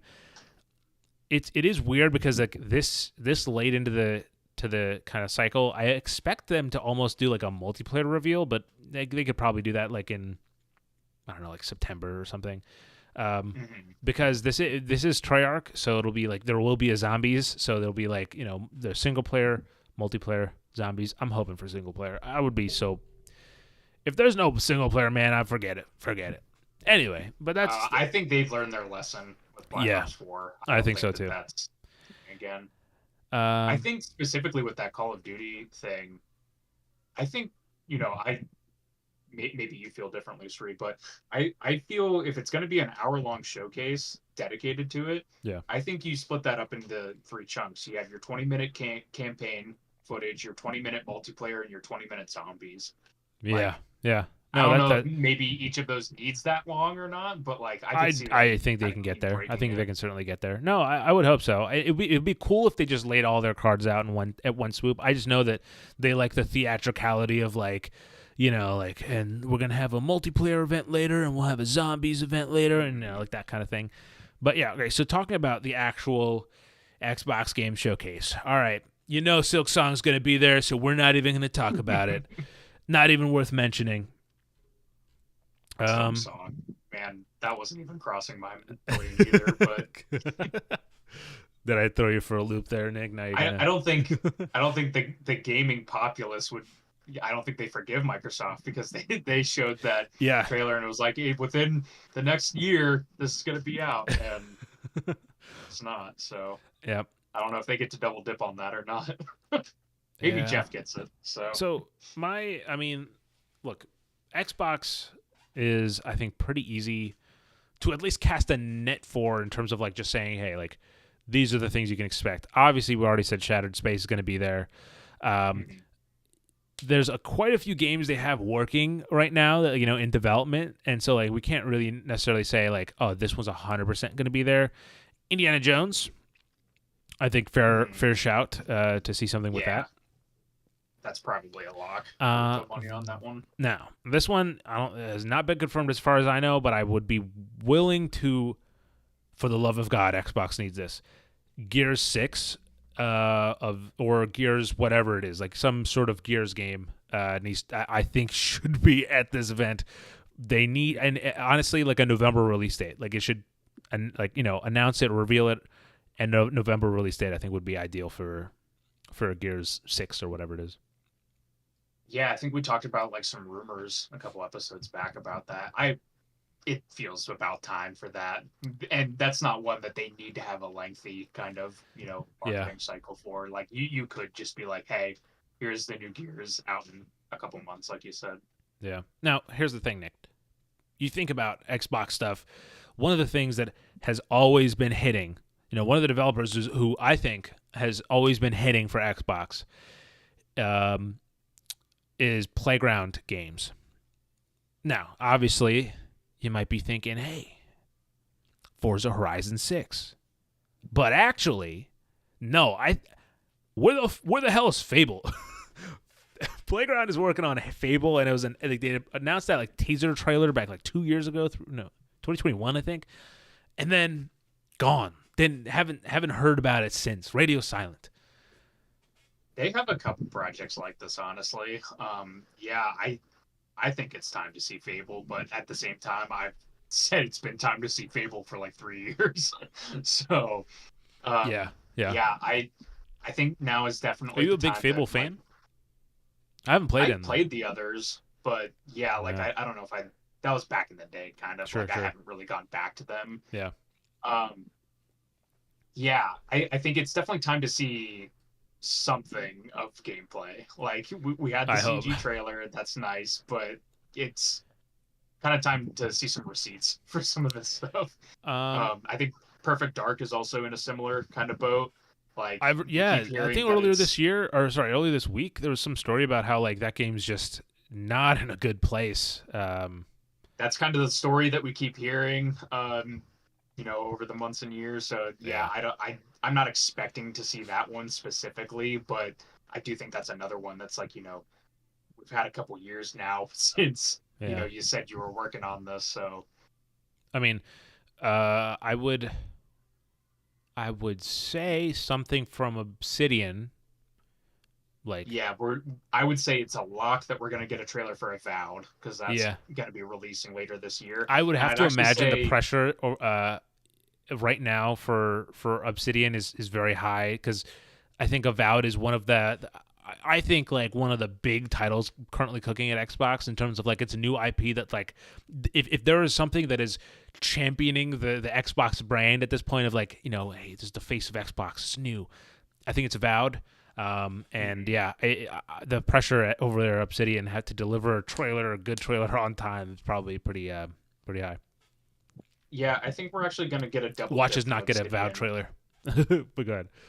I mean, yeah, they could, but I think we're going to get Avowed, and then I also think we're going to get an Outer Worlds 2 trailer. Whoa, shit. Uh, Okay, okay. because they teased that a couple years ago with like a CG trailer, and I think it's been enough time where we I would also say see a that's a good shout. second one. I didn't think about that one, but I was gonna say Stalker 2 because I think that's due out later this year.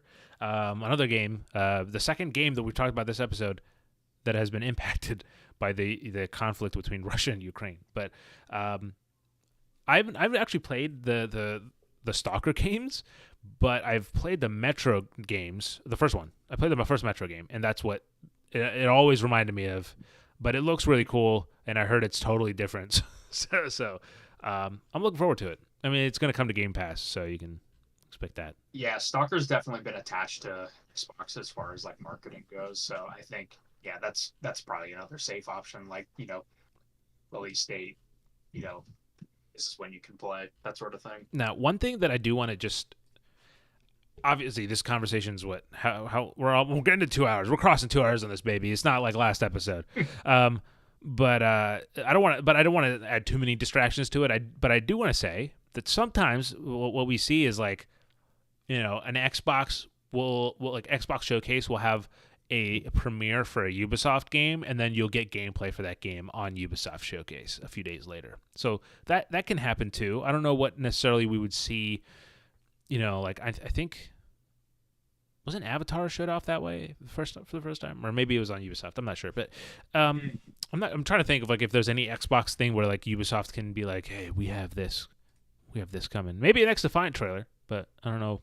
You know what you know what I think it could be. They did announce a couple years ago, if I'm not mistaken, that they were either remaking or doing something with Splinter Cell finally. Like maybe because I know Splinter Cell I is kind heard, of yeah. tied to original Xbox. I could see that maybe being something that we get the announcement and then, like you said, a gameplay trailer or That'd be something cool. later. Yeah, no, I'd be down for that. Yeah, I'm trying to think because like obviously Assassin's that would Creed's be. kind of Do you already think it would out be there. a console exclusive, or just they want to have No, I don't think Splinter it'll be Cell. console exclusive. I just think it'll be like, you we don't got think the Xbox trailer. is playing a big enough big enough wall for that? Or no, I agree. I agree. I don't think. I think it's specifically Ubisoft probably doesn't want exclusivity. I think they want to be casting their net as wide as possible. Yeah, it's crazy because like there's probably predictions I would have said like like wild cards like Hi-Fi Rush 2 or The Evil Within 3, but those can't really do that Dead right in the now. water. Yeah, yeah. The one do thing you that I think do we'll have get on Oh, here- go ahead. Sorry. No, it's gonna go into a different thing. So Do go you ahead. think we'll get a Far? No, is it the Fallout 3? Wasn't that getting a remaster too? Wasn't there rumors of that? That was actually what I was just about to bring up. Yeah. The rumor is And Todd two did different remaster projects. hint at this pretty like it was. I thought. I mean, during the interview with Kind of Funny. Mm-hmm. The rumors for a while have been Oblivion is getting one, and then Fallout 3 later would be getting one. That'd be cool because I haven't Oblivion's one when I've been wanting to play. So Me too. Like I've played like an hour of it, so like I have technically played it, but I have not. see, gone through I'm it at the and phase where actually like played it. a lot of the games in my backlog, I'm like unless like I have a strong pull towards them. I'm just gonna wait until like an inevitable remaster comes out for them. So yeah, like Gothic. I've been wanting to play Gothic, but like, I mean, I said we're not gonna talk about THQ, but I'm pretty sure we'll see Gothic at THQ's event in August. So whenever that comes out, I'll probably experience it that way. But anyway. But yeah, with those remasters, I think specifically it's going to be very telling. Like I was kind of because we've had a couple different sources come forward with the Oblivion one. Yeah. And so like I was, I'm pretty comfortable in thinking that we are going to see that one. Now, the extreme popularity of the Fallout TV show, Todd, he doesn't really Bethesda and Todd, like when it comes to releasing games, has changed a lot over the years. Yeah. For a while, they were radio silent until something was ready. Then after that, they kind of broke away from that when they were, revealing Starfield, and then, they knew that they had this new IP and that people were flooding their comments with "Where's Elder Scrolls 6?" like every time they made a social post. So then that's why we got that extremely early teaser for that game. Mm-hmm. So they've kind of broken those rules. But like I could see, even if it is a couple years out now, like even if we get again like another Fallout 3 logo or whatever, like I could see it maybe happening. Yeah. I'm not confident enough to put all my chips on that one, but I could see it happening after the TV show now. Yeah, I mean that'd be interesting, and I'm trying to scratch like for any wild card, like just like out of left field. Because even if we go into like, I mean the big one that the other big one that we have left is obviously Ubisoft, and I'm trying to think like, I mean the Ubisoft, there's gonna be some dancing people for Just Dance, there's gotta be a panda or something in there. I think we'll see something with X Defiant, probably just like, oh, we're in for season 1 starts soon, something like that. Yeah. Beyond Good and Evil 2, we're not going to see. You can just cross. That game's evaporated. Yeah, it's You know what I think we could see at a Ubisoft? It's been a couple years since we got Trials. I think maybe Trials. That's fair. That's fair. Oh yeah, that is a weird Ubisoft property that. It's one that like it comes out, people like it, and then it disappears for a while. So. Yeah, but the thing is, it has a really hardcore fan base that like just sticks to that game throughout. Yeah. That's a good shot. I didn't think about Trials, and I'm trying to think what I like we already said Assassin's Creed, like that stuff is obvious. Star Wars Outlaws, yeah. Star Wars Outlaws. Anything else big that they have on the docket coming out, like in terms of like the release schedule? The only other thing that kind of like I'll do a little bit. Well, we do have this. I have two that are connected in a weird way. Yeah. Both Prince of Persia. We have the roguelike game right. that they're working on with the developers behind Dead Cells. Yeah. And then we have the Sands of Time remake that's kind of gotten like weirdly shuffled around from developers and was revealed, but people didn't like how it looked, so it kind of went back into hiding for a bit. Yeah. It's been a while since we've seen that, so I could see either like a trailer for either one of those, honestly. So, yeah, I'm trying to think of like Skull and Bones. Do you think we'll see something for Skull and Bones? Like, hey, here's a. If we do, it's what you just said for X Defiant, some like Season of the Pirate or whatever. Yeah. Games as a service thing. Yeah. Hey, you can get Sea of Thieves ships in Skull and Bones or something like that. I don't know. I really can't think of anything kind of big that Ubisoft would be pulling out. Maybe Rocksmith. I know that they had that service Rocksmith that they announced a while back. I don't know if that's actually out or not. I don't. I'm not sure either. I'm not a big Rocksmith person personally, but Anyway, I mean, regardless of what is or what isn't announced, I will say that for the Summer Game Fest one on June 7th, the Xbox Games Showcase on the 9th, and the Ubisoft Showcase on the 10th will be live, reacting to the content and the showcases, and being like, having clips like, oh shit, no. It is funny because we did before Banjo. before we did like visual like face cam content. That sounded weird. I don't know. I didn't mean like that. We did a reaction. Was it 2 years ago now to Xbox Game Showcase with just like our audio reactions, and it was when they were showing off Starfield. And it's just and I remember this clip because it's like 30 or it's like 50 seconds, and it's just like Todd Howard being like, and that's just one of the planets, and it zooms out, and I'm like, no, Todd, no, and then it's like, and that's just one of the systems, and it zooms out even further, and we're all just like, oh my God, what's he doing? Yeah, that's the fun of this stuff. That's the fun of these events, Got to get immersed. Yeah, live for that stuff. Now, Nick, before we get into our new segment that we started last episode, I thought this would be a fun place to mention a surprise that we got. This is we rarely get physical things for the site, but this was an unexpected one, and one I'm actually very very happy we got. It is the RuneScape official cookbook. I'm currently holding it up on the screen for the audio listeners, but this is by Jarrett Melendez and Sandra Rossner. I hope I said that the name right. The name's right.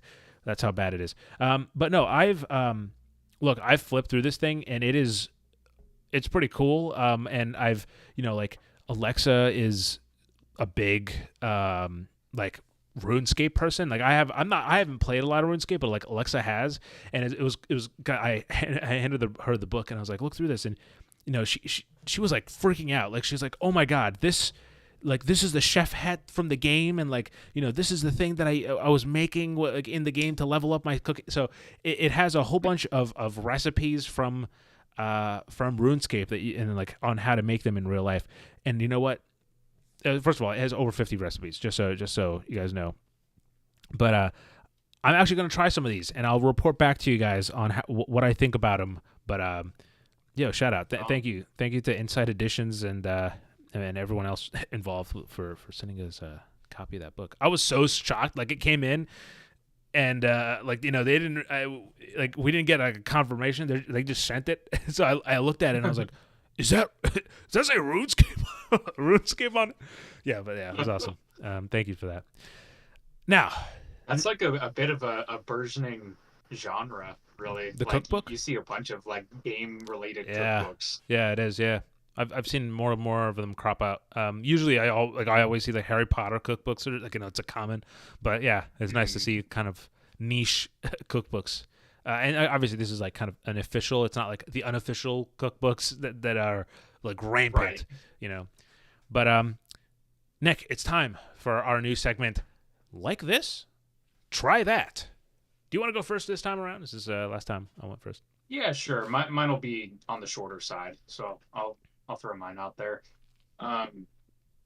Basically, because you had mentioned last week when we're starting this that this might not always be game specific or game related. I am still a old fart that uses CDs when I drive to work. Hell yeah, I did. So basically, recently I've been listening to Maynard Ferguson, who is an old trumpet player and had very very impressive range, and it's very like 70s kind of like big band jazz, high energy kind of stuff.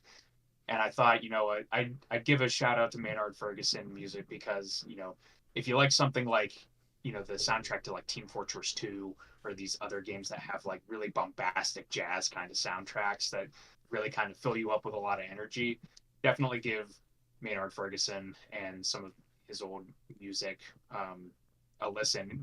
He made the theme for Rocky. Oh, and, shit. Like a couple of other like famous like tracks and stuff. So there's definitely, if you do some exploration, you'll find some interesting stuff to hear. But yeah, like it's definitely good like driving music for me personally.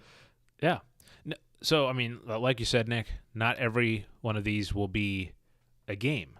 Last time I suggested a movie, and this time I'm going to suggest a book.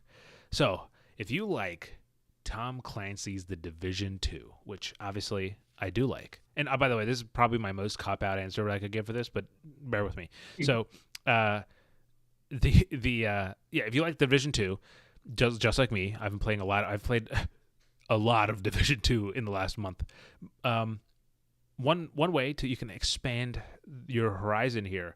There's a trilogy of books that are all canonical. Those released actually it ended earlier this year. I believe the author's name is Thomas Perrott. But they're called Operation Crossroads. That's the trilogy name. The first one is called Recruited, and I'm about like a little over 10% in, having a good time, and you can really tell it feels very in the universe, like it actually feels faithful to the the vibe of the Division, and it's cool because like they've already name dropped some things, and so it's like, oh shit, like Leonardo DiCaprio meme. So definitely check it out. It's if you have Audible, which that's how I was listening to it. If you have Audible, it's available. The first book is available for free. So check that out. And now it's time for everybody's favorite segment, the inbox. There's a few items to cover here today. Let me move this over here so I can get everything in range. I'm going to try not to go extremely long because I think I can get a little carried away with the inbox. But there's a few items we have to talk about. We already went over the future of play direct. So let's start with mouthwashing. No, not the act of mouthwashing. Publisher Critical Reflex has announced a new partnership with indie developer Wrong Organ, who also made How Fish is Made, to release the first-person story-driven psychological horror game Mouthwashing on PC. And there is actually the game's first demo was released as part of Steam Next Fest earlier this year and is available to play now on Steam, so you can check it out to get a little taste of the mouth-washing flavor. That was a good pitch. Oh, fuck. This is one to run down. Guys, fucking batten down the hatches, boys. So Tiny Build, who's a publisher, held a Tiny Build Connect earlier this week. Yesterday actually. So let's run through some of those announcements real quick. So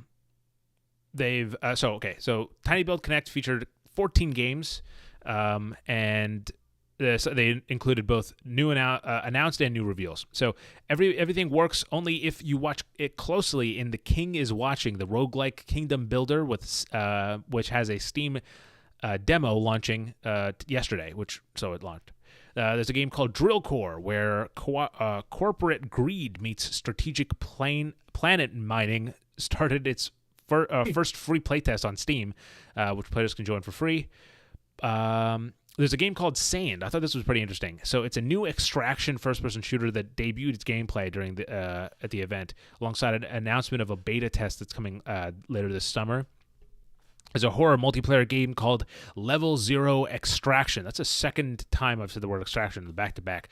They dropped a little teaser with hints of a big announcement coming soon. There's a Rust-like survival game called Duckside, which is holding a playtest on June 6th. Are you looking that one up, Nick? It feels like that might be you said? Duckside, yeah. Wreak havoc on medieval battlefields with modern guns and kingmakers. I don't know if you guys are on Twitter and you're again in that kind of gaming sphere, you might have seen a clip of a medieval knight on a motorbike like driving through the forest. That's what this game is. Kingmakers looks cool. I have seen clips online. Yeah. There's also open world RPG sandbox adventure game Streets of Rogue 2 provides a sneak peek of the major news it will announce later this summer. Did you look up the game? What did you think of Duckside? I'm a little confused, but it's Rust-like survival game, man. It's just like Rust. Yeah, it definitely looks like that with ducks. There's also Raw Men. I'm not saying ramen, by the way. It's Raw Men Food Fighter Arena takes over Epic Game Store with free-to-play Food Melee on Tuesday, July 23rd, so later this summer.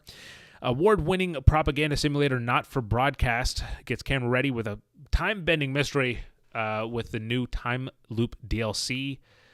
Fast-paced adventure RPG Aster Blade of Monolith is coming to PC and consoles on Thursday, May 30th, so next week. Or no, the week after that, I think. I don't know weeks anymore. The third installment of the beloved Railway Sim Manager franchise, Train Valley World, chugs onto PC.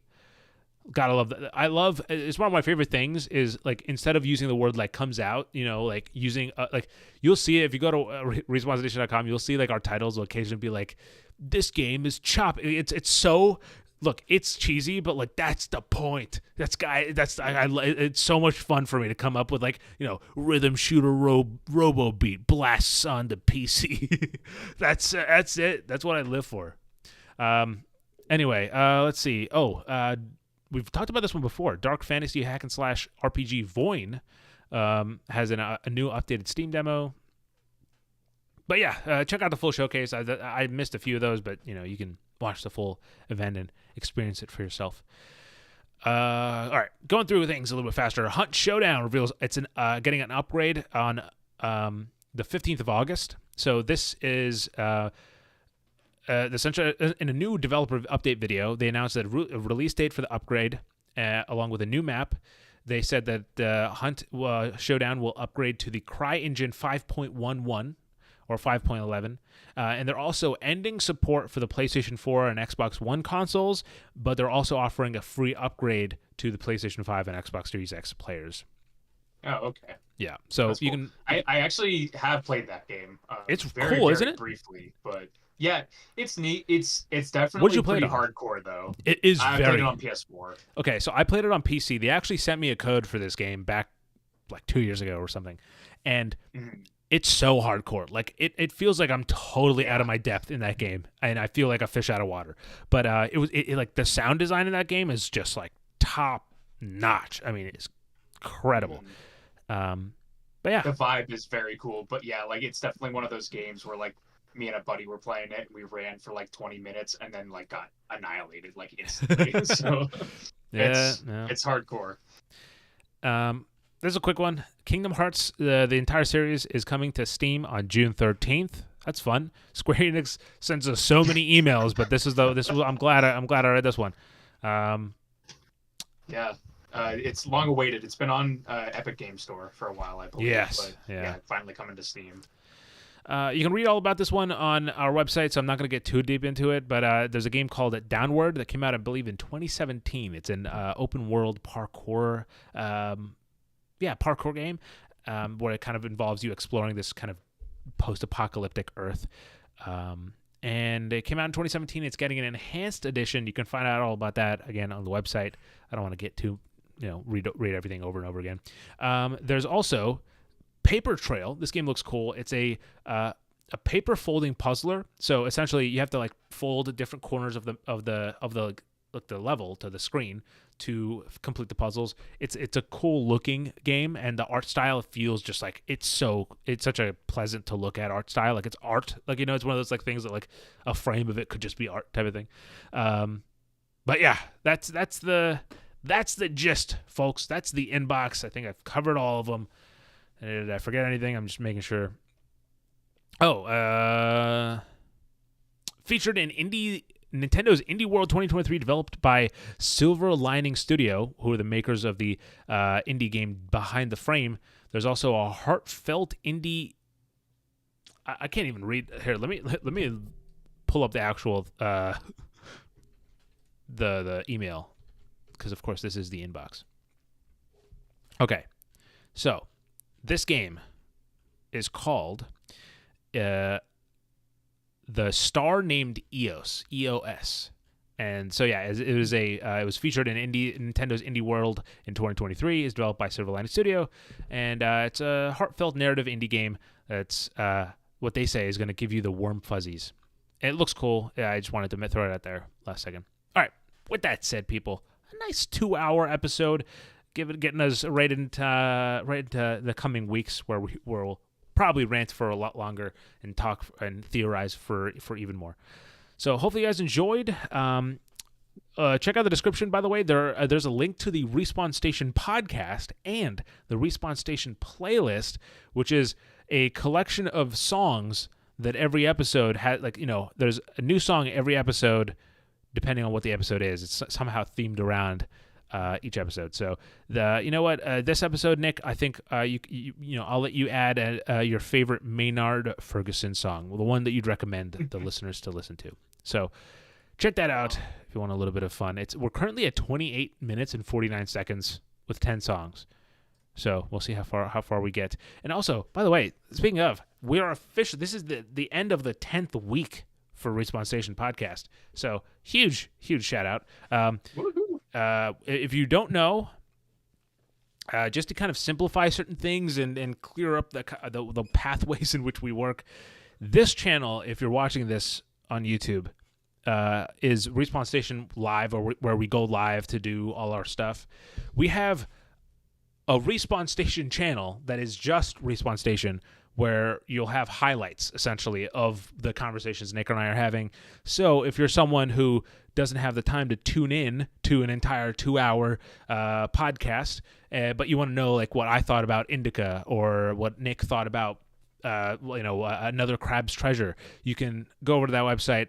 Again, it'll be linked in the description below, and you can get that kind of more bite-sized. I say bite-sized. Nick's review was 20 minutes long, but and I'm sure my conversation about INDIKA was quite as long too. So bite-sized, relatively, content.